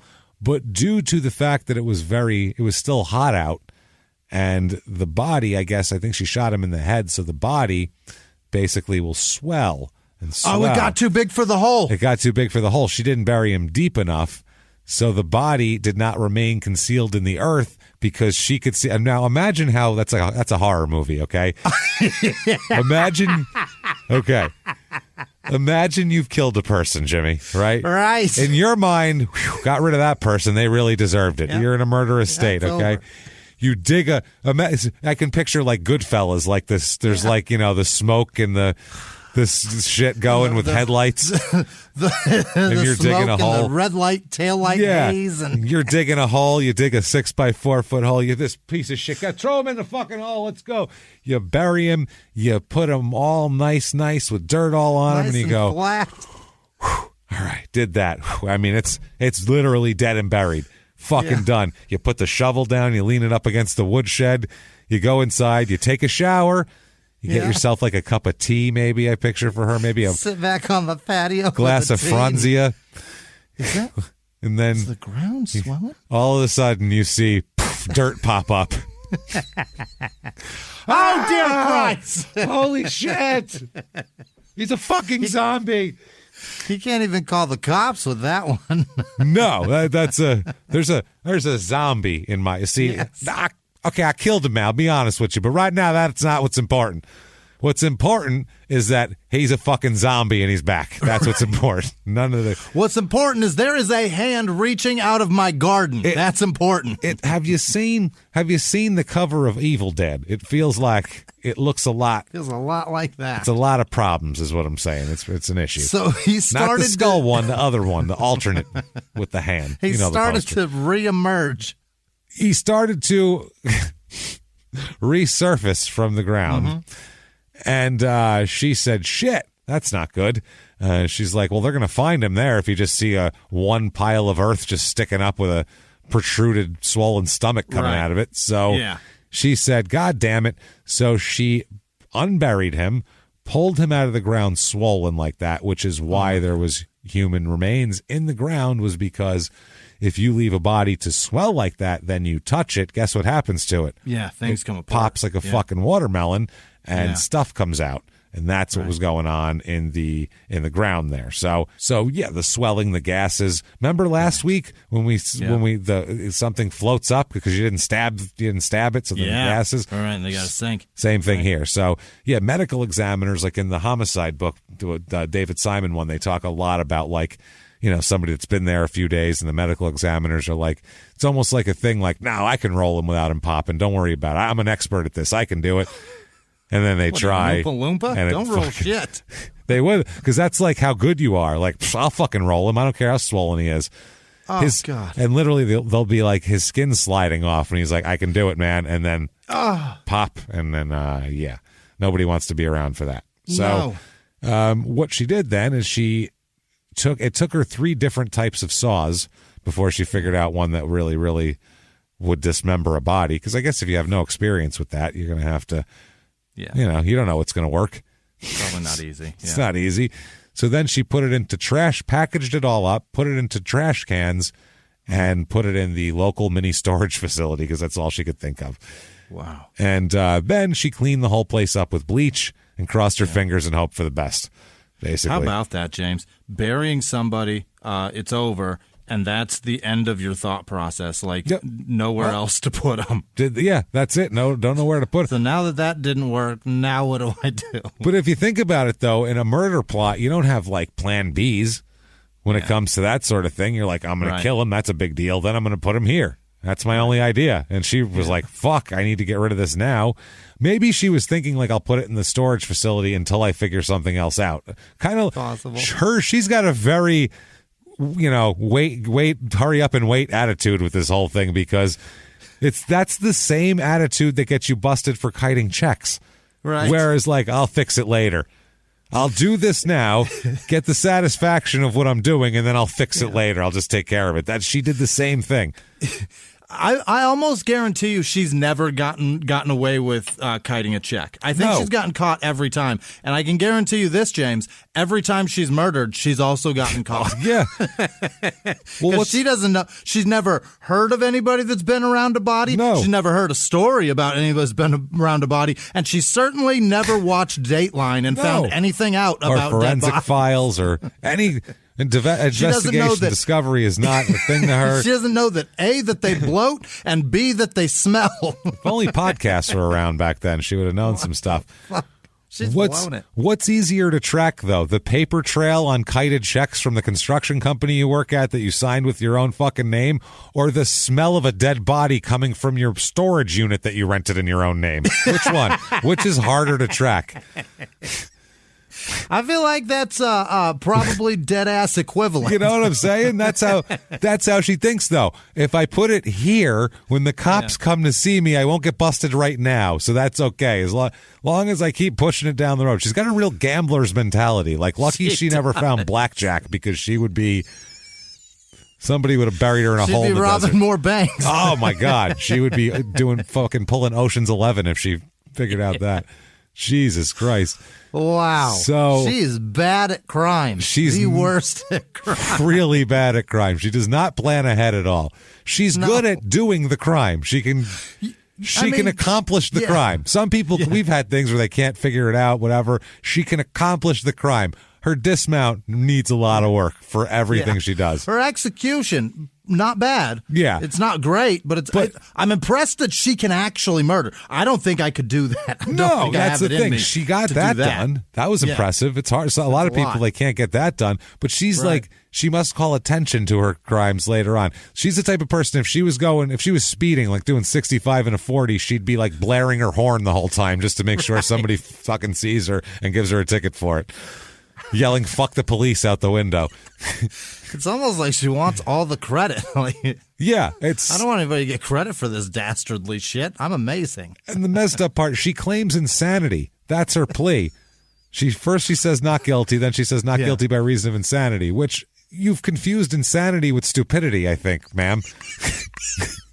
I don't think insane is the word you're looking for. I don't know. I'm kind of on her side with insane because the crimes that she's committing, there's no fucking way a sane person would be like, yeah, I could get away with this. What sane person would think that they could possibly get away with that? Duh. I'm clearly innocent. Case dismissed, right, Your Honor? What the fuck? I think you're right. I think it's just confusing. It's what stupid people think insane is. Yeah.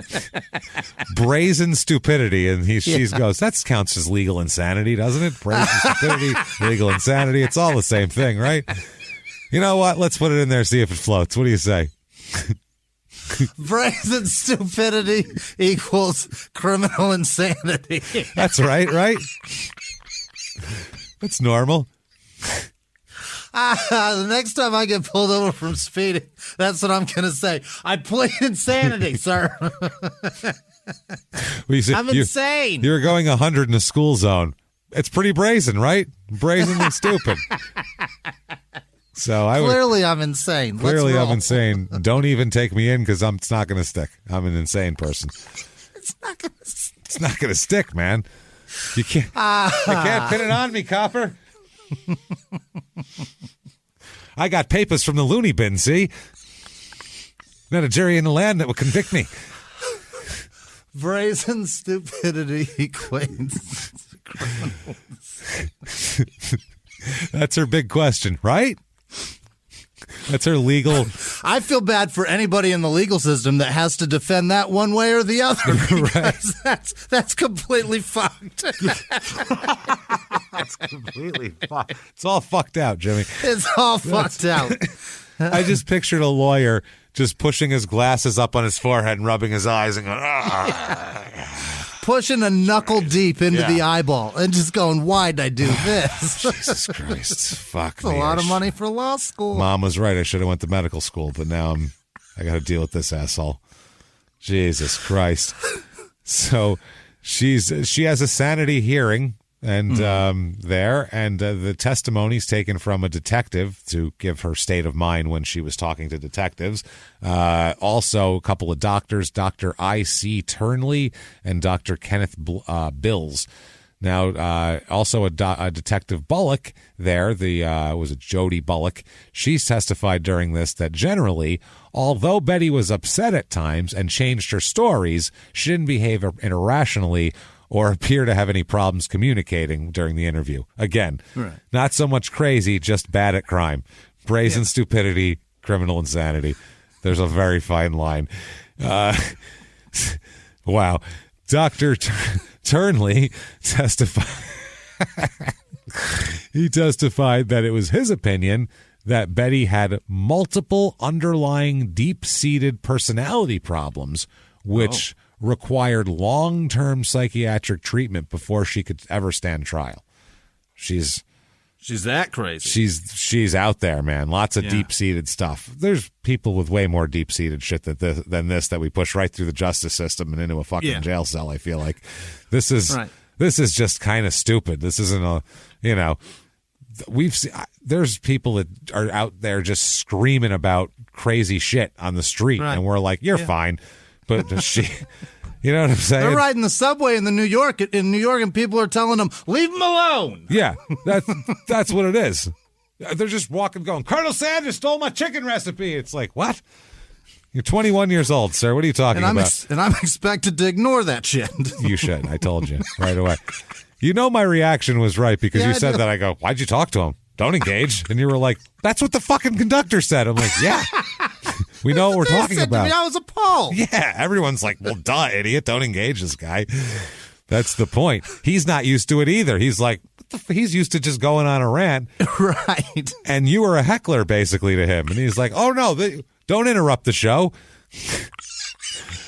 We're talking about a homeless man threatening to fuck Jimmy's face while on the subway. And Jimmy engaged him rather than just ignoring him. And the guy then freaked out, and the conductor was like, yeah, it's your fault, dummy. Why didn't you ignore him? Jimmy's like, why are you yelling at me? How is this my fault? You threatened to fuck my face, sir. Yeah, shut up. Yeah, you dummy. That's what you get for fucking confronting a obviously crazy person. That's criminal insanity, see? That's what it looks like.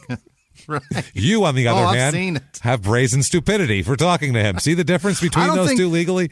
I don't think that man was capable of chopping up a body. No, probably not. Not He's the way certainly you described it. capable of stabbing a man and walking away. Maybe chewing him up a little bit, possibly. Yeah, without a thought about it. Definitely fucking his face, but outside of that, I'm not sure. But I don't think he's capable of burying me. No, probably not. No, just throw you in a subway tunnel, probably. That's how that would have went. So now, Dr. Turnley, like we said, gave his opinion there about the lots of psychiatric treatment before she could possibly stand trial. He stated that he believed she had a personality deficiency and not a brain defect, such as psychosis or schizophrenia. A personality deficiency sounds like she's just an asshole. Yeah. Does it not? Right. That sounds like that's the medical term for an asshole. Right. Personality deficiency. That could mean anything. Sure could. That's just asshole. Legal terminology for asshole. So we've learned a lot of legal terminology. She's a complete jerk. Yeah, we found out legally, Your Honor, she's an asshole. I don't know. That's what the doctor says. She's just an asshole. I don't know how that works. He stated that he believed that treatment for the personality deficiency would not take a long, extended period of time and would clear some of these foggy ideas and happenings that are here, that are inconsistent. He also stated that she wanted the victim dead and knew she was wrong, but wanted to do it anyway. Okay. Yeah. You know what that sounds like? You committed a fucking crime, and now you're on trial, and you're going to go to jail. And you're not real happy about that part of it, it seems like. You could do without that part. Right. That part feels inconvenient. That's inconvenient to you. But at the same time, you're not crazy. You tried to do something that was crazy, but you didn't fucking, oh my God. Knew was wrong. And knew was wrong. She knew she was wrong, but, quote, wanted to do it anyway. So that sounds like a 5-year-old is what that sounds like. That sounds like, yeah. Or a murdering adult. Or a murdering adult. 5-year-olds and murdering adults have a lot in common. Thank God 5-year-olds aren't strong enough to murder for the most part. Right. Because they would be dangerous if they could.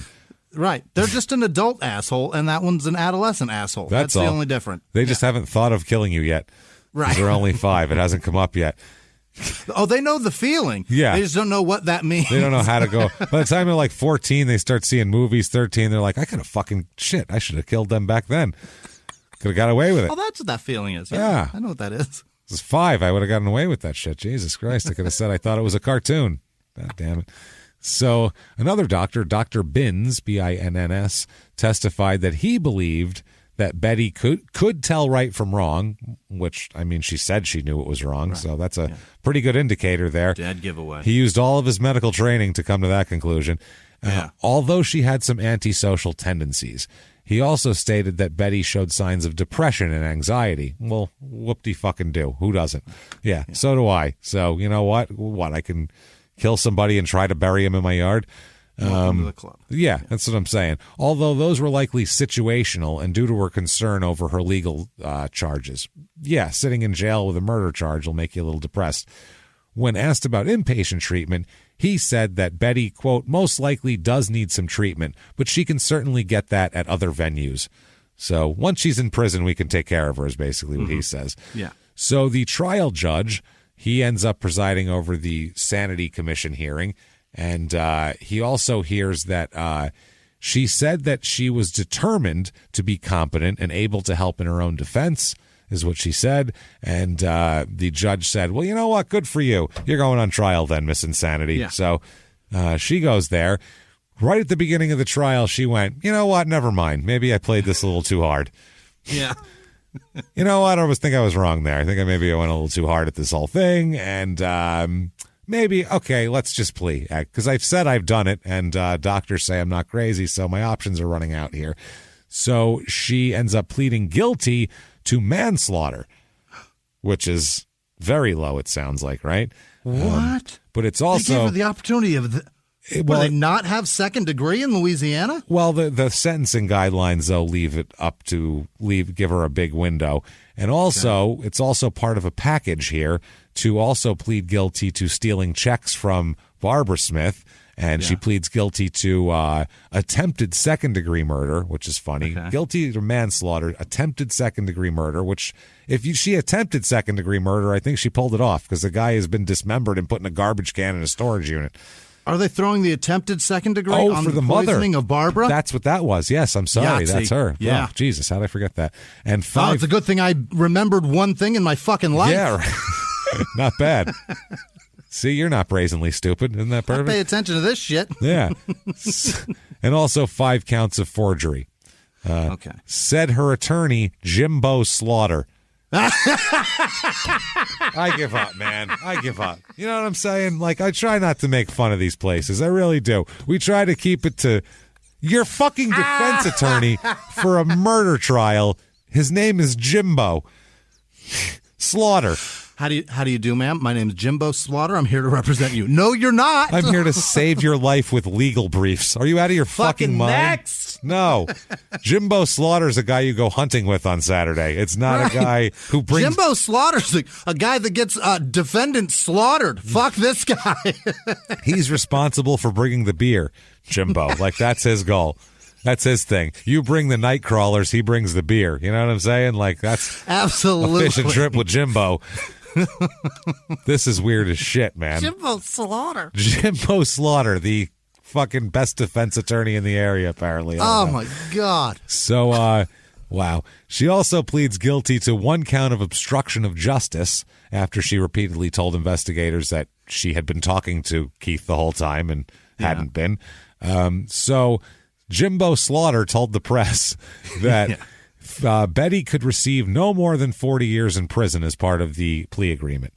He says, quote, she would have been looking at life plus 150 years, he said, but, quote, our contention is that the death was an accident and all the rest was a cover-up. So that's the kind of dumb defense you're getting from a man named Jimbo.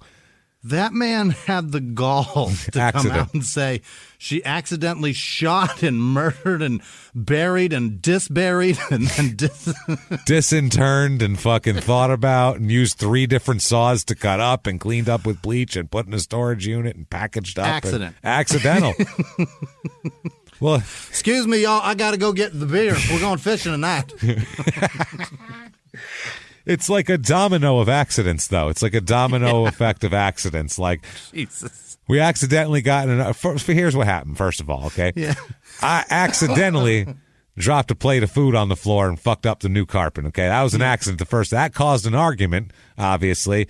During that argument, I accidentally killed him. All right? I accidentally killed him. So I shot him a bunch of times. Shit. Then I accidentally buried him poorly. That's the problem. Not far enough down there, which made me have to take a saw and accidentally cut all his limbs off. That's how it works there. Several different saws. Accidentally cut him up. And then, boy, it was difficult to get him into the truck to bring. I accidentally picked up 150 pounds of flesh and put it into a truck because that wasn't easy.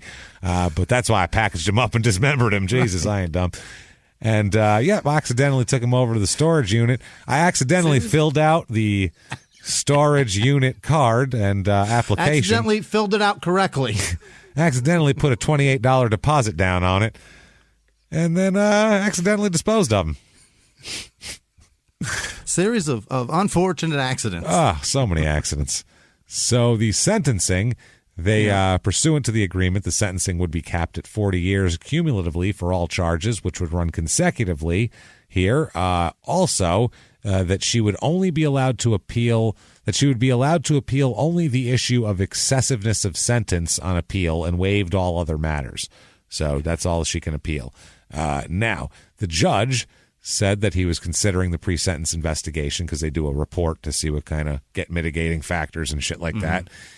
He says that he considered the cruel nature of the crimes committed, particularly the killing a man and trying to kill his mother to cover up your check kiting, which is to cover up your check shit. You tried to kill a woman. Think about that. That's fucking cold, man. That is cold. I mean, people cover up lesser shit, at least it's an actual criminal thing. You know what I mean? People do it to cover up infidelity. That's crazy. That's true. They do. That's wild. Embarrassment about something. Right. She knew I had a gay experience in the 11th grade. She's going to tell everybody. Yeah, look, relax. Yeah, calm down. It's not even criminal.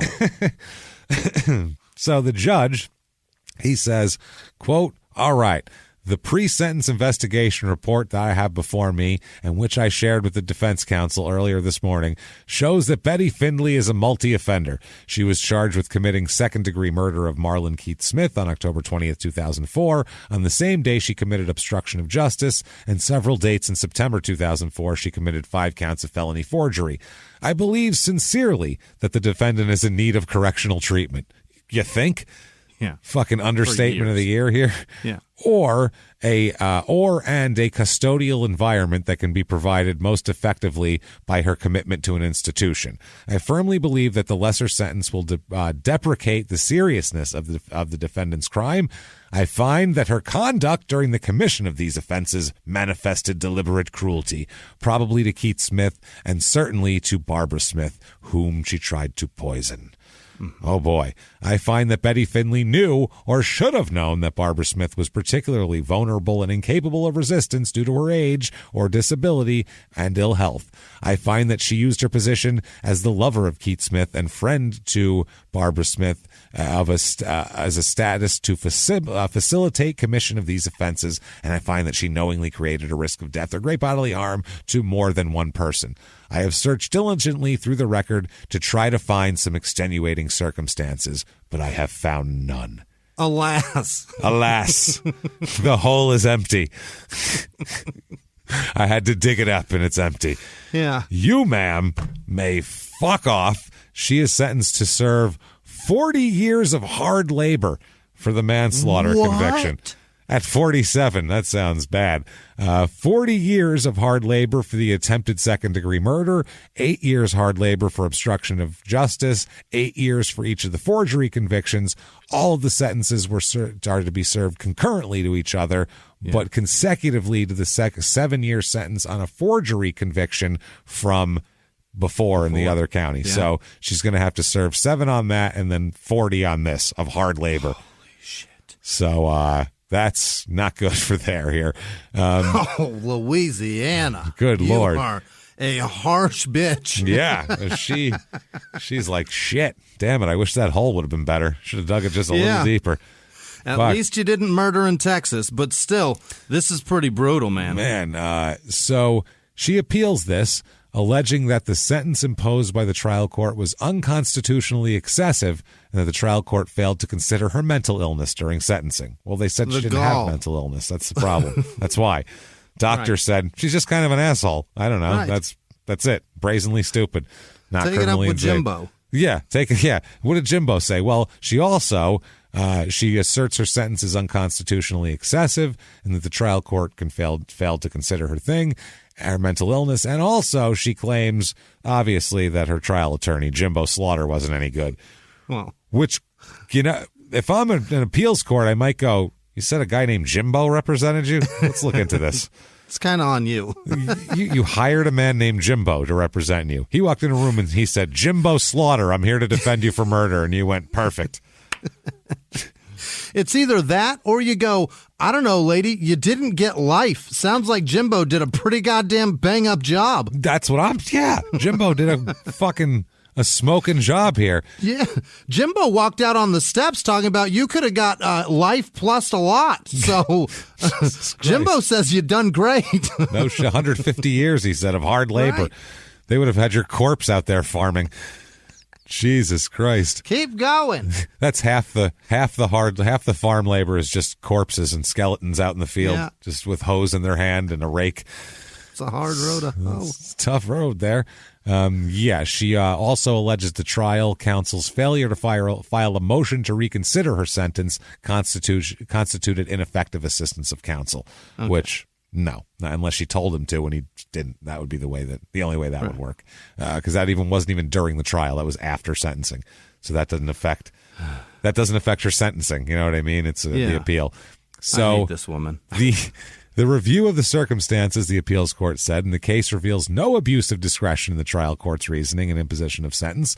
The trial court did not discuss the mental state, her mental state, and its reasons for the sentence. It carefully considered the details of the pre-sentence investigation and the factors outlined in the statute. The sentences are further warranted by the violent, cruel nature of the crimes against Mr. Smith and his mother, and the lengths to which she went to prevent detection of the crimes. You, ma'am, may keep fucking off.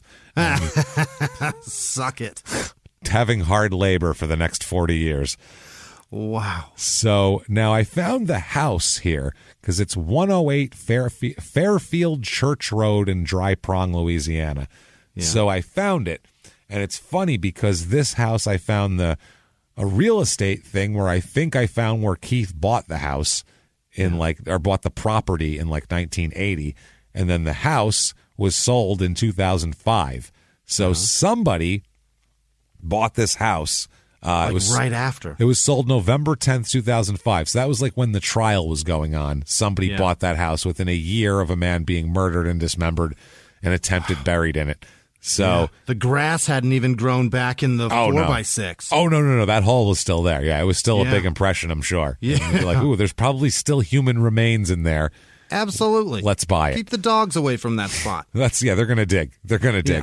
Yeah. It is sold. It was sold then in 2005. Hasn't been sold since. It's currently worth about $107,000, like most of the houses. $107,000 for a murder house that the same people are in it still. Yeah, they must like it. Wow.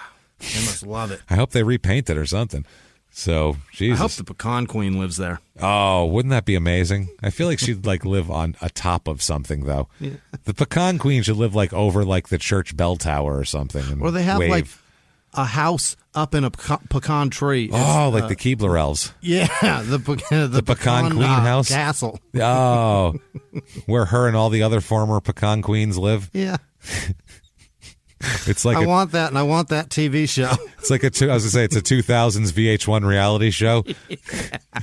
12 Pecan Queens, 1 apartment, 1 treehouse. 12 Pecan Queens, 1 Keebler elf treehouse. They're going to compete for the affection of 1 man, and it's a Keebler elf. Yeah. So, okay. Oh, Christ. I'm glad we got that. So we have room and time for this next one to talk about briefly. Oh, terrific. This is fucking hilarious, okay? This is rural Louisiana. That doesn't matter, but this is some horse talk, okay? Okay. All right. Now, there is a guy named Dr. Bob, all right? Dr. Bob Hewlett, Robert Hewlett, and his wife Tracy Hewlett. They own and operate a horse farm. So lots of horses. And Dr. Bob Hewlett, is a veterinarian as well. Mm-hmm. So he takes care of the horses and all sorts of shit like that. Now, for years and years, they've had a groundskeeper and a guy who helps out. He lives on the property, helps out there. Sure. He's a man named Douglas Holly. And, he lives in a house on the property, basically. Right. So he doesn't living next to them in the bedroom. But no, he has his own little quarters, basically, here. So he has access to the home when they're away, has access to all the farm. He's their right-hand guy. If they were out of town, they'd call him to see how things are going. So this is in 2016. This is all going down. So it sounds very old-fashioned, but it's current. Quite recent. It sounds old-fashioned, but picture everybody texting. That's it. That would be what it was. So... Cowboys texting. Yeah, she's posting. They're all posting pictures of the horses on Instagram, but otherwise it's old timey. And their new boots. Yeah.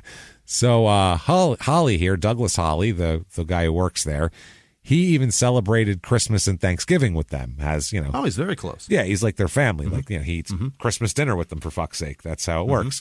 So, and it's almost like. Give another for the second time today, 90 Day Fiance reference here. He's almost like Uncle Bo in the Mike and Natalie saga there in Washington. There's this guy who lived with the guy who was importing a woman from the Ukraine, and it was his Uncle Bo, and he lived in the shed. And the guy goes outside and whistles, and a guy pops out of the shed, and he's like, "Hey, buddy, what's going on?" And he's got a fucking mullet and no front teeth. No front top teeth. It's a perfectly, like, he's probably missing, 4 of them up there. Oh, God. It's like canine to canine. There's nothing happening. Oh, no. And he's the happiest man in the world. He's like, I'm just a spring chicken at heart. And he's laughing with his teeth out. He doesn't give a fuck, this guy. That's who I picture want here. That so bad. That happiness. It's just pure joy. He even said, they interview him and he goes, I live off the land and I'm pretty happy about it. That's what he said. I live off the land and I'm pretty happy about it. He just lives in a shed in his nephew's yard, and he's thrilled. They showed the inside of this place, Jimmy. Oh, my God. Like the Unabomber shed? It was just a fucking mattress with, like, in the middle of all sorts of, penthouse fucking naked women pinned up on the walls. That's all it was. Tons of naked women. Oh, God. The amount of jizz in that shed, boy. That ground is always mushy in there, and they don't know why. Why is the ground soft in here always? It doesn't even rain in here. Shit. Disgusting. So that's how I picture Douglas Holly, masturbating in a barn. Yeah. While these people live a normal life in the house. Right. So that's how I picture it. So anyway, this goes on for years and years. The Hewletts trust him. They're all very close. Holly here, Douglas Holly, Uncle Bo himself, and Uncle Bo seems like a nice guy, by the way. Oh, when they got married, Mike and Natalie, Uncle Bo came to the wedding in white linen pants, sandals, Yep.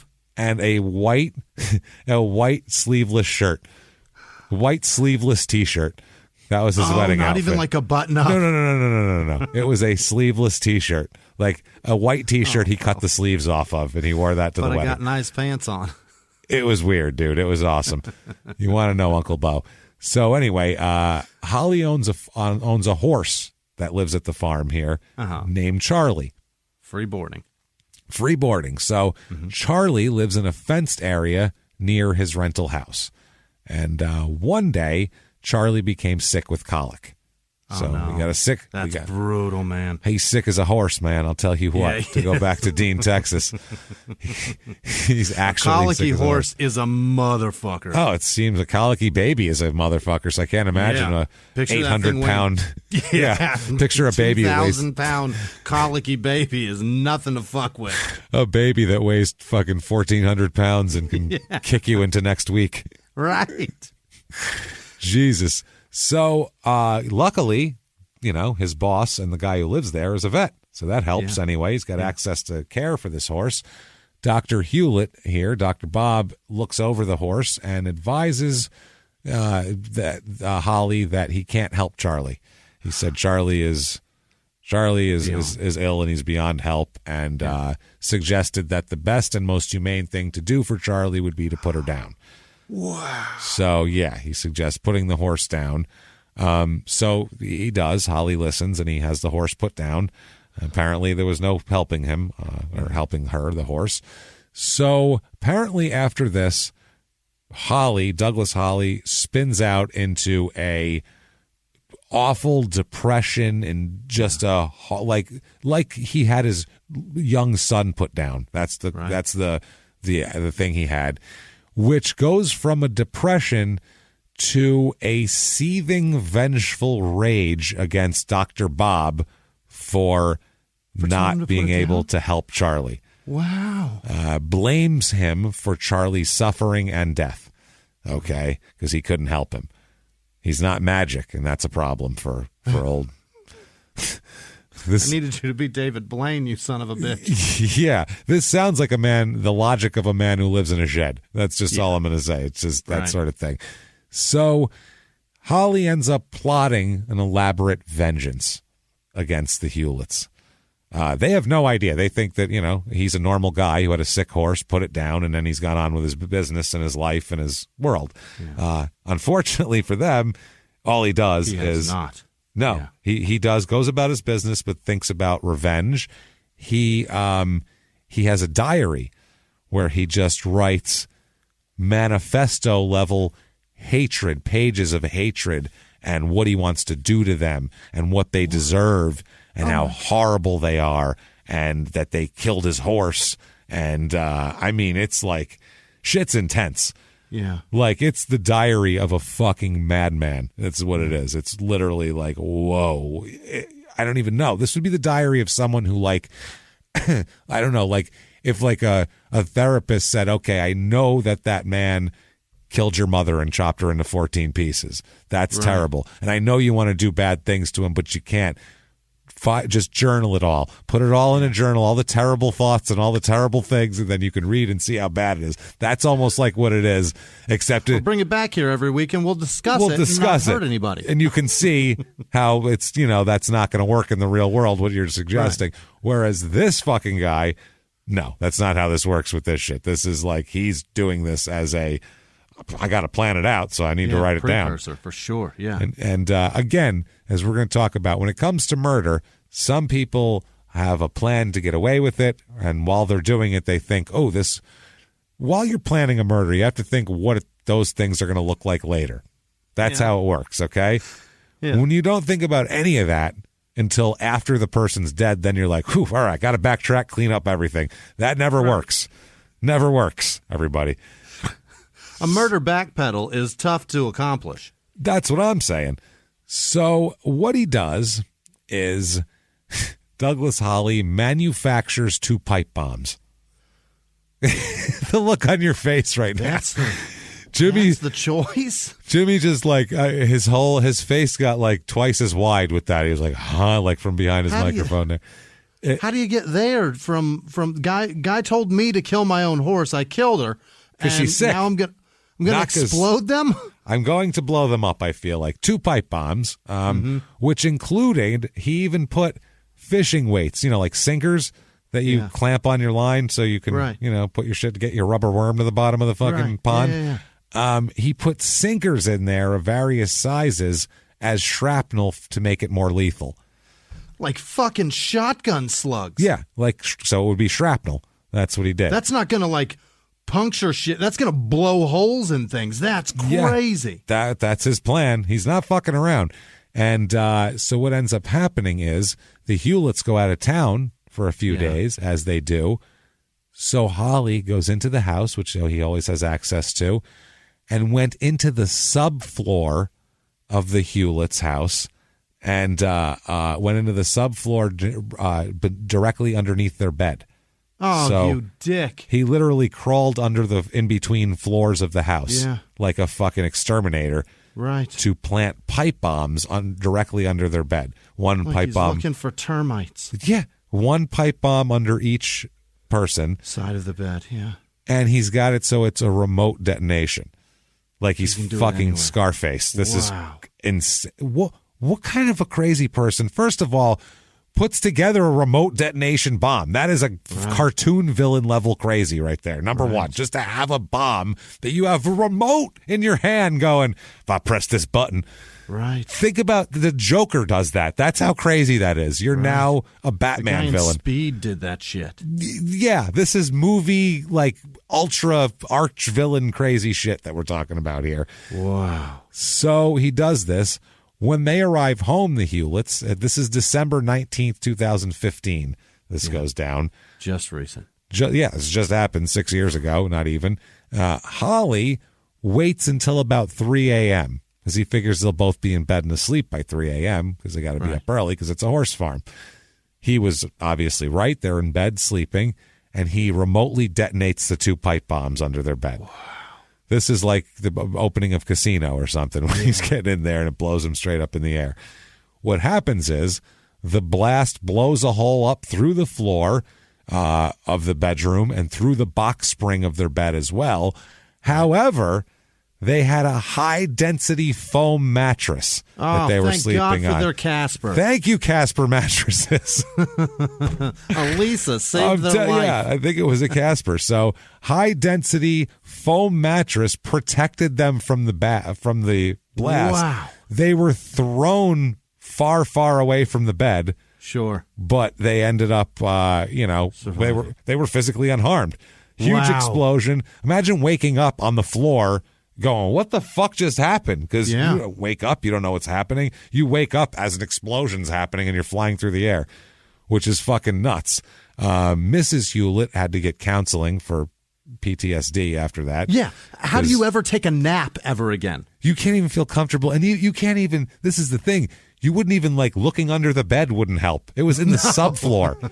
Yeah. You would need a giant x-ray machine to feel comfortable in any fucking place you ever were. I would need somebody to stand by and watch me nap. All the time, and check under the floor first. Right. Are you down there? Make sure no one puts a bomb in here while I'm sleeping. Hello, 911. Oh, no, there's no emergency. Actually, what the emergency is I'm dead-ass tired, and I need the bomb squad to keep an eye on me. Real bad. They should come out and just hang out here for a while. It could be, trust me, it's worth it. It's a precarious situation, my naps. It's worth it, I think. Yeah. So the blast, well, that's wild, by the way, that it didn't get through the high-density foam. The investigation reveals that the bombs caused the explosion in the bedroom, obviously. They found shrapnel embedded in objects all over the bedroom because these sinkers exploded everywhere, so there's holes where these fucking metal sinkers go in. But not in the mattress. But not through the fucking mattress. Thank you, Casper. Wild. Shrapnel had even made holes in the plumbing pipes beneath the Hewlett's bedroom floor.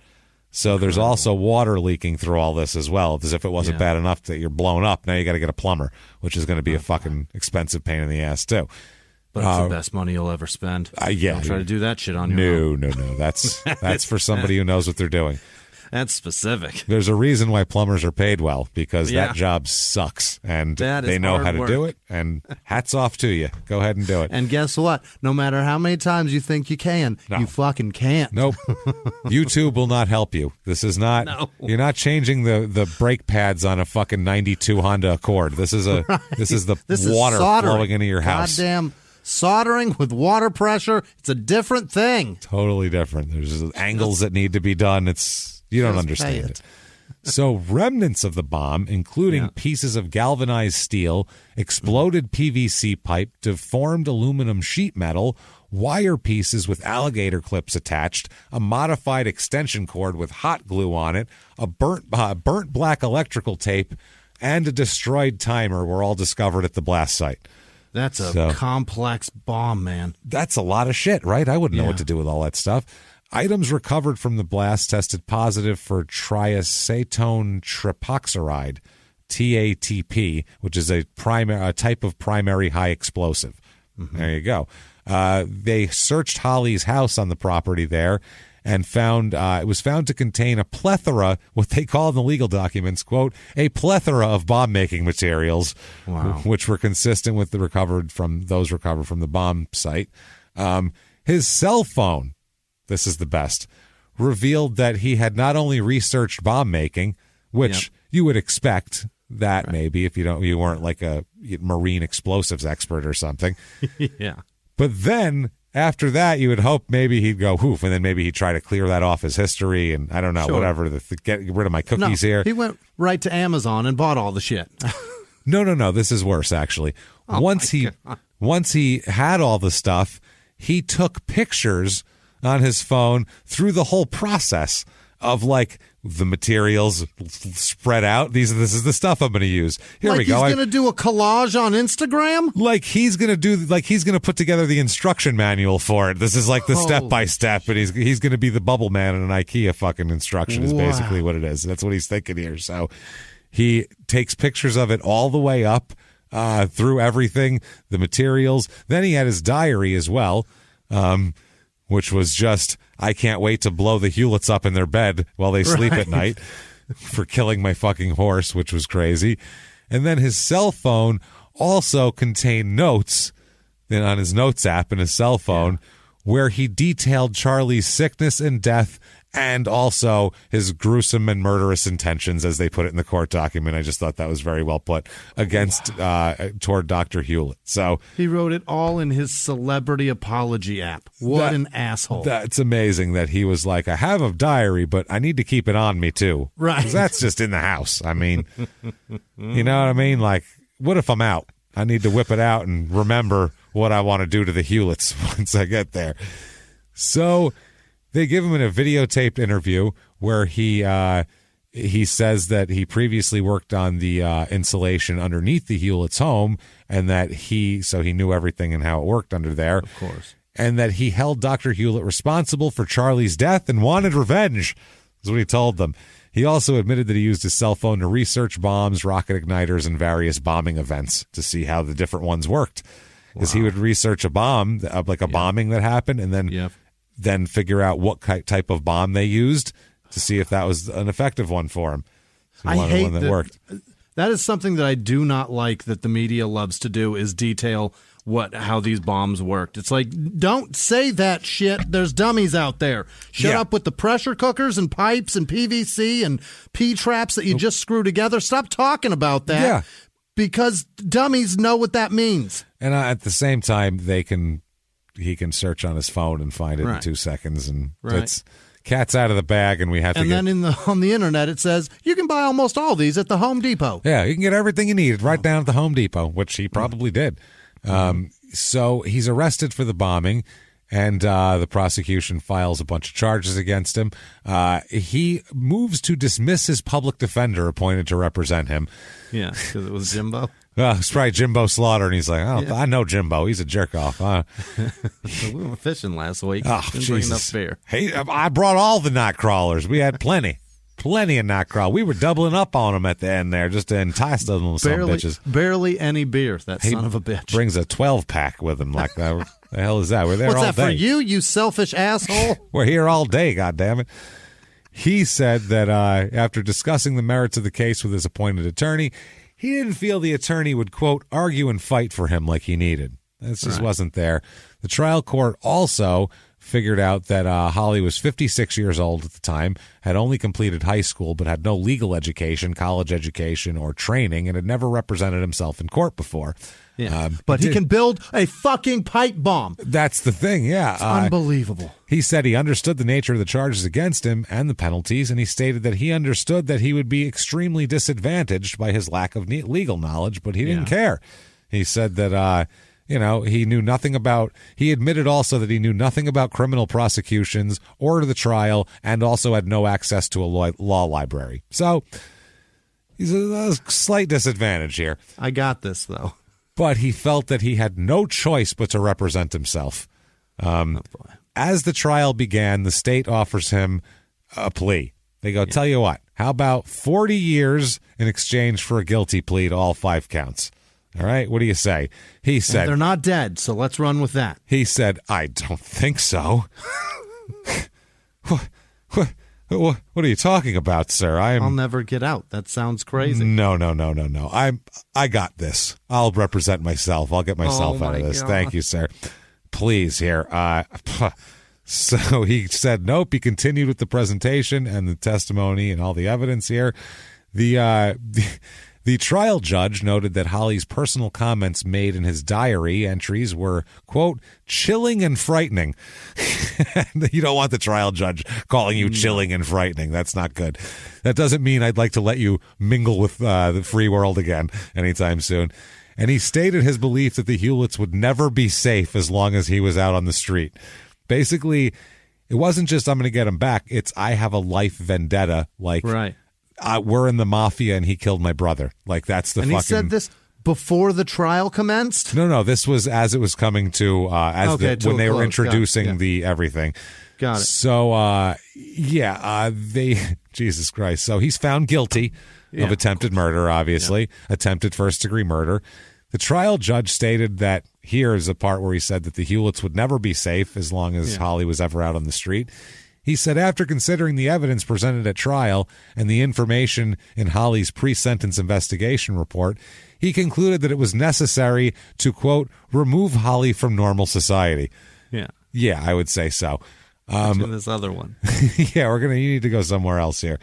For the attempted first-degree murders of Robert and Tracy Hewlett, he is sentenced to serve, you, sir, may fuck off, 2 sentences consecutive of 45 years of hard labor. You could have had 40 years. 90 years hard labor without the possibility of probation, parole, or suspension of sentence. It's over for you, sir. You got 90 years in the joint at 56. 90 years hard labor at 56 years old. He who represents himself has a fool for a client. That's the old saying, and there's a reason for that here. Oh, by the way, there's more. For boy. the counts of manufacturing or possession of a bomb, he's sentenced to serve, fuck off again, concurrent sentences with that, but consecutive to the other, of 15 years of hard labor without better. So 105 years of hard labor he's got. Oh, wait, there's more. They also ordered these sentences will run concurrently for the attempted murder, the aggravated arson. He's also sentenced to serve an additional 15 years hard labor with 2 years to be served without benefit of probation or parole for the aggravated arson charge because the place was on fire because he set a fucking bomb off on the floor. Right. He's a dipshit. Jesus Christ. And a $10,000 fine in case he gets out and is gainfully employed at the age of 162. First 10 grand are for us, big guy. Before you eat, we're going to need 10 grand. Yep, the court ordered this sentence to run consecutively. So he has been sentenced to 105 years hard labor. But good news is only 103 of it is without probation or no chance of parole. Yeah. So the extra 2 years they're up for probation. There's some wiggle room. There's a little bit of wiggle room. But for 113 years or 103 years though, he's in there. Definitely hard labor. Oh my God. So far there's going to be 2 corpses in farm fields that we found this time here. So these are both still older got people. over 100 years to go. Oh yeah, he's just getting started, man. Yeah. I mean, he didn't get convicted till like 2019. He's got time served. So let's see his time served. He probably went in 2016, so he's got 103 years. So we'll say, what 2000? Well, 21. He'll get out in 2119. Unless he has to serve the extra 2 years, and then it's 21. Or no, because it would be 5 years, 16. Okay, yeah. So he can get out in 2119. So good for you. The year 2119, he's all set up. So everyone that's listening now, your great grandkids might see him get out, but you won't. And I don't feel bad for that guy. You don't try to blow people up because your horse got sick, you fucking psychopath. Yeah, that's true. How did he get to 56 years old without killing somebody else? Like, honestly, an act of God, not even an act of God, because horses get colic. That shit's mad common. Animals it's mad get sick. common. Remember, Tony Soprano's horse got sick, and they had to burn it down for the insurance money. It happens. That's what happens, it's man. very common that horses get sick. That's why you insure them. I think they live 25 years at best. And they get sick a lot. They're not super elderly things. They don't last like a parrot, you know what I mean? They're like a parrot or like a turtle. They're those things last 100 fucking years. And they're like a fine-tuned thing, too. If something goes wrong, they just fucking drop dead. It's like they're different. So, I mean, bro, they can get a pimple and it turns into a quote-unquote abscess, and wherever it gets infected, that shit blows up like it's insane. Yeah. And those things can get so sick from that. So, to blame it's a temperamental this guy, animal. Like, imagine if a woman dumped him. Imagine if his wife left him, or if he got somebody at his job screwed him over, like he would say, or some shit like somebody that. Somebody at his job fucked his wife. Oh my God! Like, how has he not murdered people? Because not only does he I'm going to get him back, and it's not a knee jerk reaction. He plotted for 2 months of how I'm going to do this, and wrote in diaries. This was a straw that broke the camel's back, though. Maybe it was just like, never again! Never again! These people, I've had enough. And I'll take them out. Everybody said, leading up to it, he was close with them, tight with them. There was never these people are always treating me like shit. Like, they were family. And then it's like, he crossed me with the horse. They're going to die. I'm going to kill his wife, too. Yeah. That's the other thing. Both. His wife didn't diagnose the fucking horse. Right. She had nothing to do with it. This shit. She was just sleeping. But she got her own pipe bomb. Nap. Yeah. She got her own pipe bomb for the privilege. Right. So his and hers. His and hers pipe. That's a nice thing to do. It's what you want to do. Yeah. So that's very sweet. It's very, very sweet. So that said, that is Dry Prong and in some horse farm also, Louisiana. That's a lot of Louisiana. Brings heat. There was all sorts of weird things down there, and I'm like, these two cases are both so weird that I want to tell both the stories, even though I think I can cram them into one, and we did it. I'm glad we got it. We did that once before, like a year ago. The West Virginia episode, that's one of the best ones with the guy dangling off the bridge and all that shit from like a year ago. We had a second follow-up in there? We had at the end of it, we had about a 20-minute story that we put onto that too. I remember that. I don't remember the story, but I remember you saying this one's not a lot, but we got one. No, it was one, I believe, where somebody got shot that was like coming up to the porch. There was like a woman shooting at somebody. It was some crazy, sounded like some guy up in the woods? It was the guy in the woods, up in the holler, up on the hill. Yeah, some crazy shit like that. But this, that was one of those too, where the West Virginia story was just so crazy that it needed to be told, even though it wasn't quite enough for a whole episode. So we fill it in with a little extra murder for you there. Give you a twofer, two for Thursday. 2 for Thursday. That's a good, man. Louisiana. We got to go in a couple weeks. We're going to do Rhode Island too in a few weeks, because it's been forever since we've done Rhode Island as well. Because it's James, tiny. I'm going to challenge you to find Hawaii one too. I have a Hawaii one locked. Do you? And that's loaded. Great. He's like practically a serial killer too. We've had one. That's we it. We had one, and one Alaska as well. Yeah. So Sitka. Yeah. Sitka. Yeah. So we're gonna find. We've had two. We had two. Wasn't there a Santa Claus Alaska or some shit like that? That was Georgia. Santa Claus, Georgia. Oh, and it tied in with Alaska because the girl went to Alaska and then back to Georgia. Yeah. There was something like that, or that. Look at me with the memory all of a sudden. Hey, you're doing this to me. Look at this. I'm cramming your head full of information. full of murder. No more brazen stupidity. Now it's criminal insanity, Jimmy. I love it. So we hope you love it. And if you do love it, tell us about it. Don't tell us about it. We don't care. Tell the world. Tell the world. You can't fix us with compliments, but you can get other people to listen to the show, which helps a lot. So do that. Give us a review. Go on Apple Podcasts. Give us 5 stars and say something. We don't know why you have to say something, but apparently if you say something, it helps in the rankings. So say something. Please, you know what? I ask this once in a while. Tell us what your favorite sandwich is, because I like to hear what I love to hear what their concoctions are. So everybody loves a good sandwich. There's nobody that's like, ew, sandwiches. Sandwiches and pizza are the thing, because a sandwich you can make into anything. It could be any kind of sandwich you want. So why would you not like a sandwich? Right. Unless you've got some sort of food allergy with gluten and shit, then I understand disliking a sandwich. Well, that would be, you probably still love it, but you can't eat it because it hurts you. But you're like, I want that fucking sandwich. God, it's so good. Look at the bread. Pizza's the same way. It's like pizza, no matter where in the world you go, they eat cheese and like they do something with a tomato and they like a bread thing. There's always bread. So like, who bread, wouldn't love cheese? pizza? How can it go wrong? It's fucking wonderful. So give us a review. Treat us like we're a pizza that you love and tell us all about how much you like it. So do that.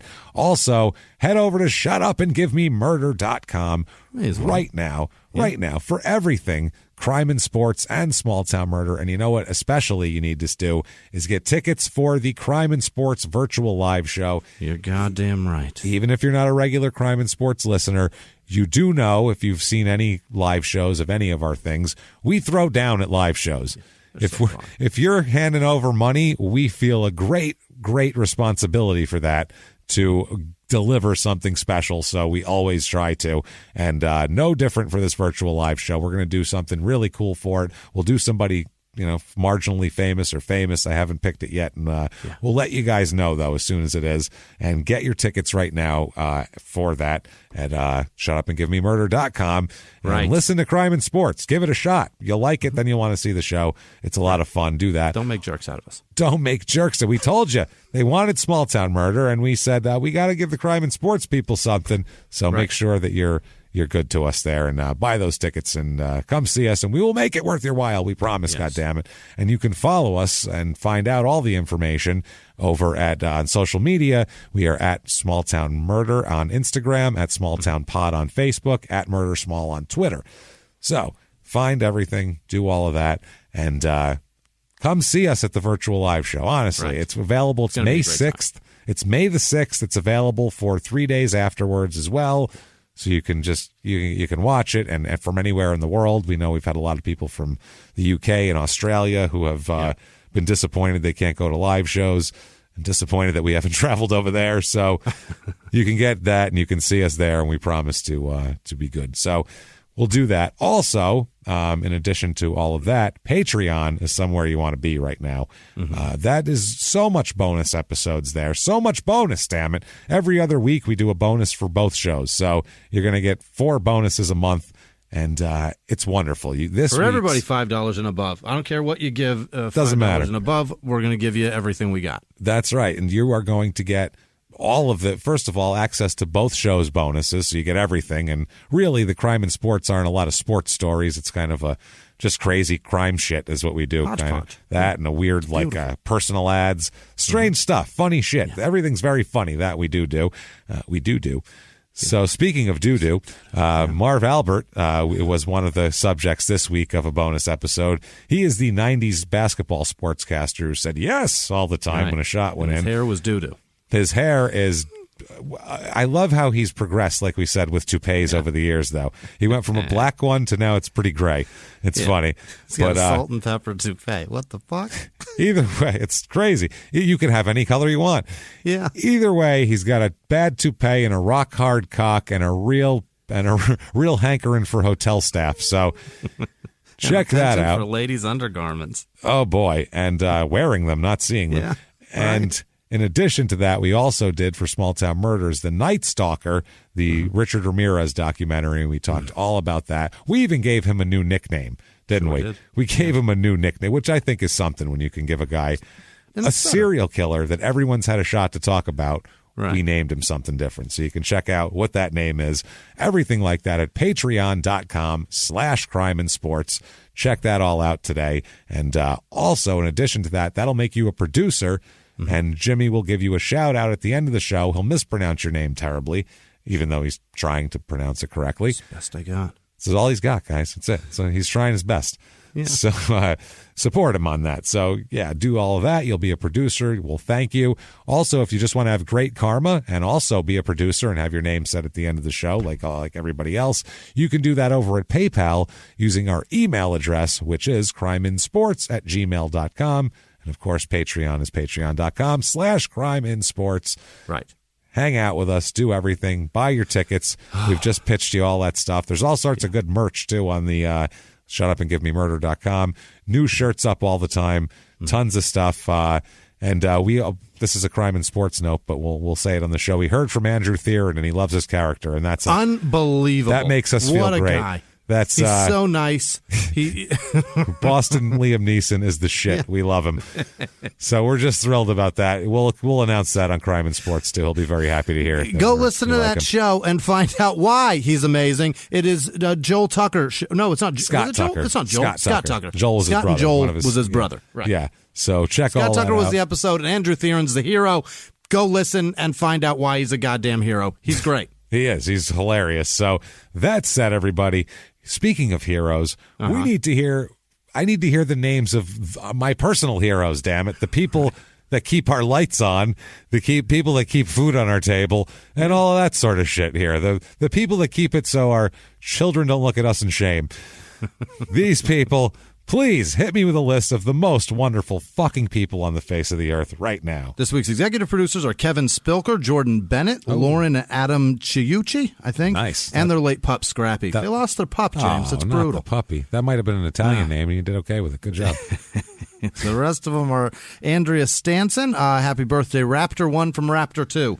That, I imagine, is... inside joke. Chrissy Ann Castaldi, of course. Hey, you like her? Thank you, Chrissy. She's wonderful. Melissa Glidewell, Keegan King, Thomas Kennedy, Jennifer Staton, the real Jason Roberts. He donated both ways. Why, thank you. That guy's amazing. Thank you so much. Avita Caxandra. I don't know. Also, Chris Kaiser, Andrew Hartel, Annette Zaruki, and Jordan Landfair. Thank you guys so much for everything you do. It's truly fucking amazing. Other producers this week are Mitzi G, and she said to tell Tina Lisicki that happy birthday. She had a birthday. Tina did. Happy birthday, Tina. Happy birthday to you. I missed it a couple weeks ago, I think, and so she reminded me. So it's late. It's early. No, Jimmy, it's just very, very early. It's for next year. It's a very early one. You're ahead of the game. Carl Kirshner, James, Kirshner, again with the umlauts, I'm telling you. Corporal Umlaut. Carl Umlauts Kirshner. Corporal Carl Umlauts. James Martyr, Bailey Elizabeth Holland, happy birthday. Peyton Meadows, Christina Bateman, Shauna Moose, Maria Kip Sousley, happy birthday. Jennifer Provan, Moto Fab, and his male calico cat, Paul. Well, shit. It's not. It's a female. He says that she identifies as Paul now. So there's that. Cats can do Good what for they that want. cat. That's fine. Yeah. Live your truth, cat. Amber Gwynn, and the memory of Rick Call. I don't know the story. Sorry, Rick. Don't need it. Miss you, Rick. Yeah. Janice Hill also. Thomas DeMello, Kyle Marsaglia. Sure. Good. It's a type of chicken. Yeah. Right. Yeah. It's in the chicken section. Yeah. It's right under piccata. Chris Harrison, Jeff Watson, and Jeff Watson's keeping Chris on the right path. Jeff apparently is a really great dude, and he. They gave their last names, and that's like against the whole thing, isn't it? Against the whole anonymous part. I mean, I guess you can if you want to. There's no But keep rules. Chris going, Jeff. You're an amazing man. Yeah, Thank you. Appreciate it. Other producers also are Retro Soul Sparkles, Matt Kerr, Susanna Platt, Gary Friedman, Charles Nelson Riley. I doubt it. The guy was amazing. And that gives... Throwing confetti all over the place. Right. If that would be Smoking great. a If he cigarette all the time. came in giving us money, throwing confetti everywhere, that'd be terrific. That's showing Gary Friedman's age, I think. He's called out Animal House and Charles Nelson Riley. I got a feeling Gary Friedman is about a 50-something-year-old dude. He's born in about 61. Yeah, who loves dick jokes. I like him a lot. Yeah. It's good And Ogie Oglethorpe. I don't remember what movie that's from, but I know that's somebody I should know who he is. Probably. It's probably a character from Stripes or something. You don't know. Right. Danny McMillan, Sheena Ramsey, David Beers, Adam Udany, Adriana Justice, David Meadows, Knuckle Supper Studio Comic Books. Knuckle Supper. Cool. Not a sandwich. Whole goddamn supper. That's a lot. Jude Kendall, Robin Heyer, Paul Gruber, Joanna Kagan, or is it It's Kagan, yes. John Miller, Philip Munn Jeweler, Christopher Earnshaw, Casey Handel, Julia Cianter. Ashley Vio, George the Bald Cat. He's also the benchmark for Butthole Pink, in case you didn't know that. Okay, well, I've learned that this week. Apparently, Sarah Pixie De Leon, Jesse Pitts, Rachel Hawken, Randy Slaughter, Tara Grimshaw, Mary Marler, Olivia Hudson, Victoria Plakopetis. Yeah. Got to slow it down, man. For real? Kevin Pilata, Jake with no last name, Aaron Salisbury, a girl named Jeremy. That's a good song about you. Yeah, sure it is somewhere. Sorry. Scott with 1 T, Heather Walter, Patty McCabe, Rick Smisson, Elizabeth Figus, Melody Hart, Derek Phillips, Jake Benzo, Kendis with no last name, Sam Rizzo, Sam Smithers, Ali Robergi, Corey Kitzmiller, Jason Masula, Misty Martin, Carlin Blaylock, Amy Ford, Damian Maldonado, Matthew Haggerty, Michael Watts, Carrie Litka, Aura J. Matthews IV, Caitlin with no last name, Chris Nunyabiz, because he doesn't want us to know his last name. That's why. That's cool. Well, thank you for your money. We appreciate you. We'll run with it. Yeah. Thanks, Chris. Okay, you can stay as Stephanie anonymous as you want. Tomei? No. Serena Schlopitz, Rachel Stanfield, Matt A., Maddie Hallsworth, Bryce Erdwine. I don't know. Carrie Colerick, Monteleone. Why? Why don't we even try? Monteleone. Michelle Remy, Rhyme, Jared Rapita, Vicky Stern, Victoria Luca, Rob Humphrey, Clara Dutton, Tyler Griffin, Tiffany Guillen, Natalie Ellis, Melanie Aguilar, Rob H., Bjorn Tangi, Tangy,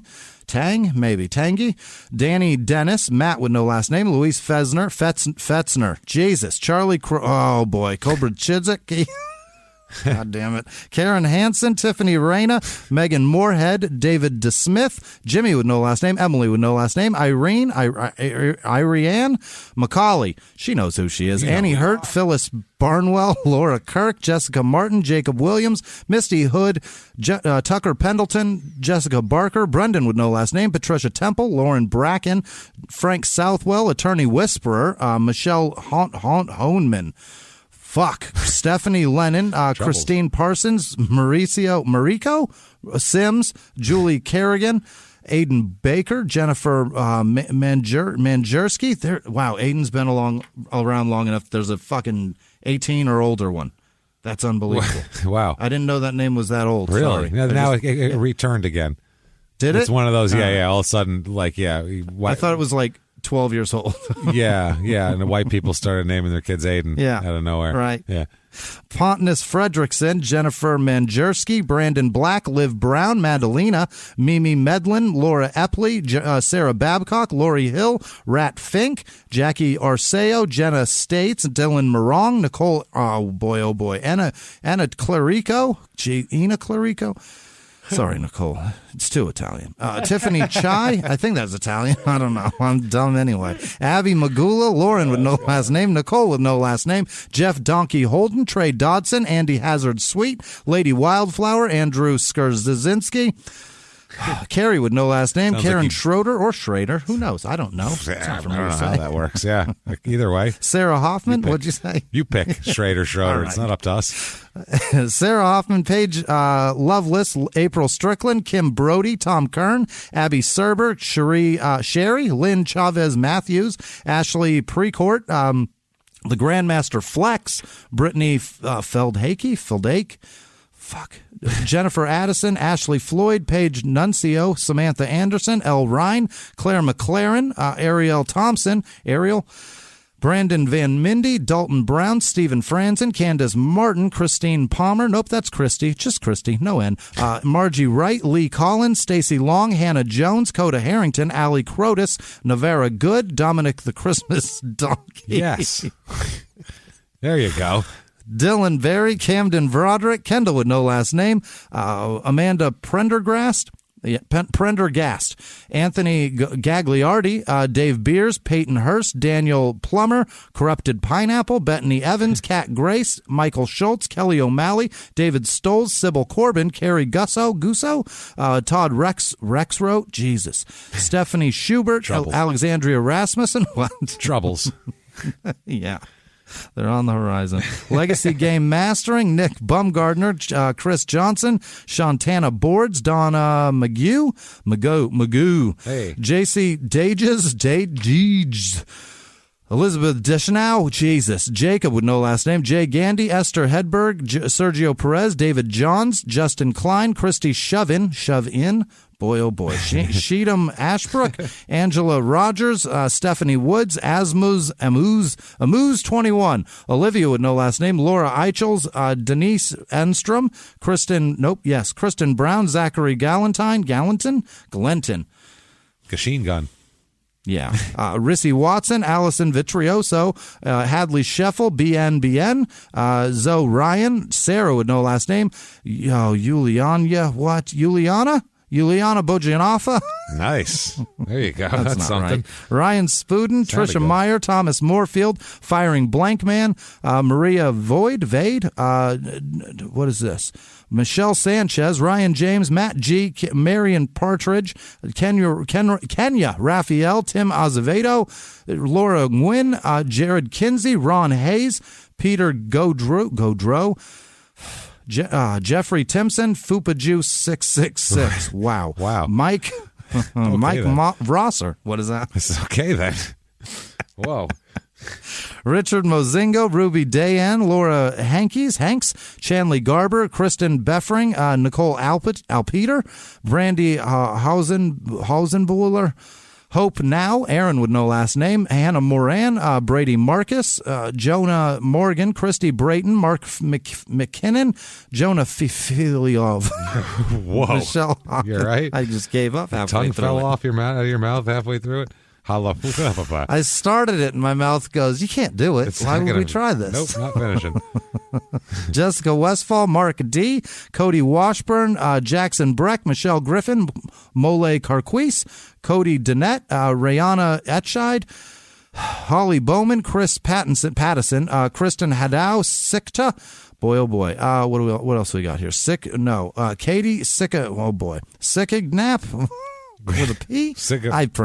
I clearly misspelled that. There's no way Sitchiganan is a word. I mean, it could be. We don't know. It's possible. They might have just wanted to hear you have a stroke in the middle of it. Chris Sutley, Cynthia Boulay, Logan Boucher, Liam Coffey, Bandit, the Vicious Chihuahua's mom. Wait, I think the Vicious Chihuahua is a mom. Oh, wow. I don't know. Terrence Johnson, Ty Will, Derek Vranazan,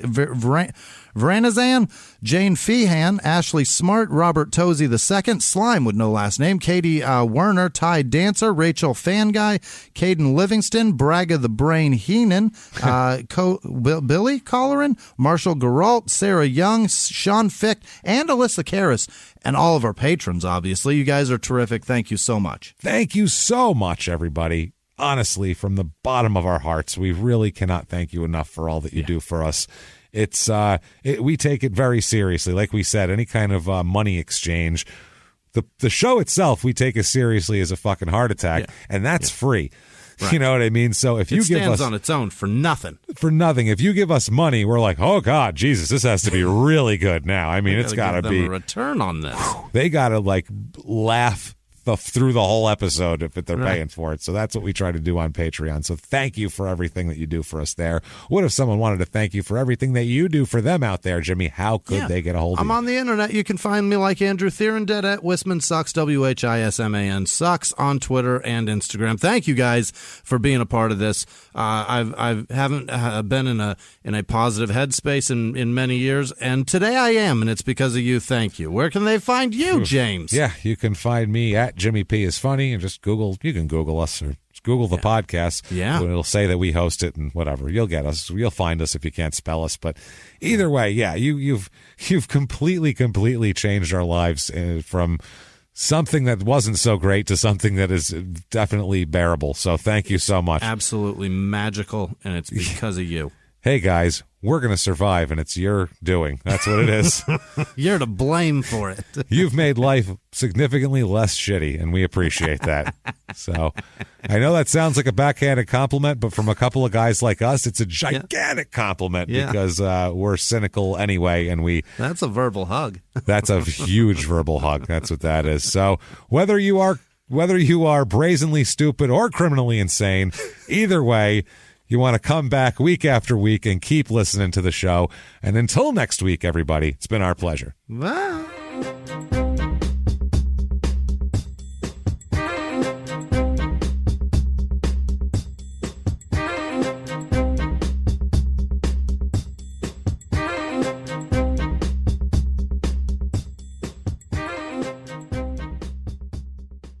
If you like Small Town Murder, you can listen early and ad-free now by joining Wondery Plus in the Wondery app or on Apple Podcasts. Prime members can listen early and ad-free on Amazon Music. Before you go, tell us about yourself by filling out a short survey at Wondery.com/survey. He was hip-hop's biggest mogul, the man who redefined fame, fortune, and the music industry.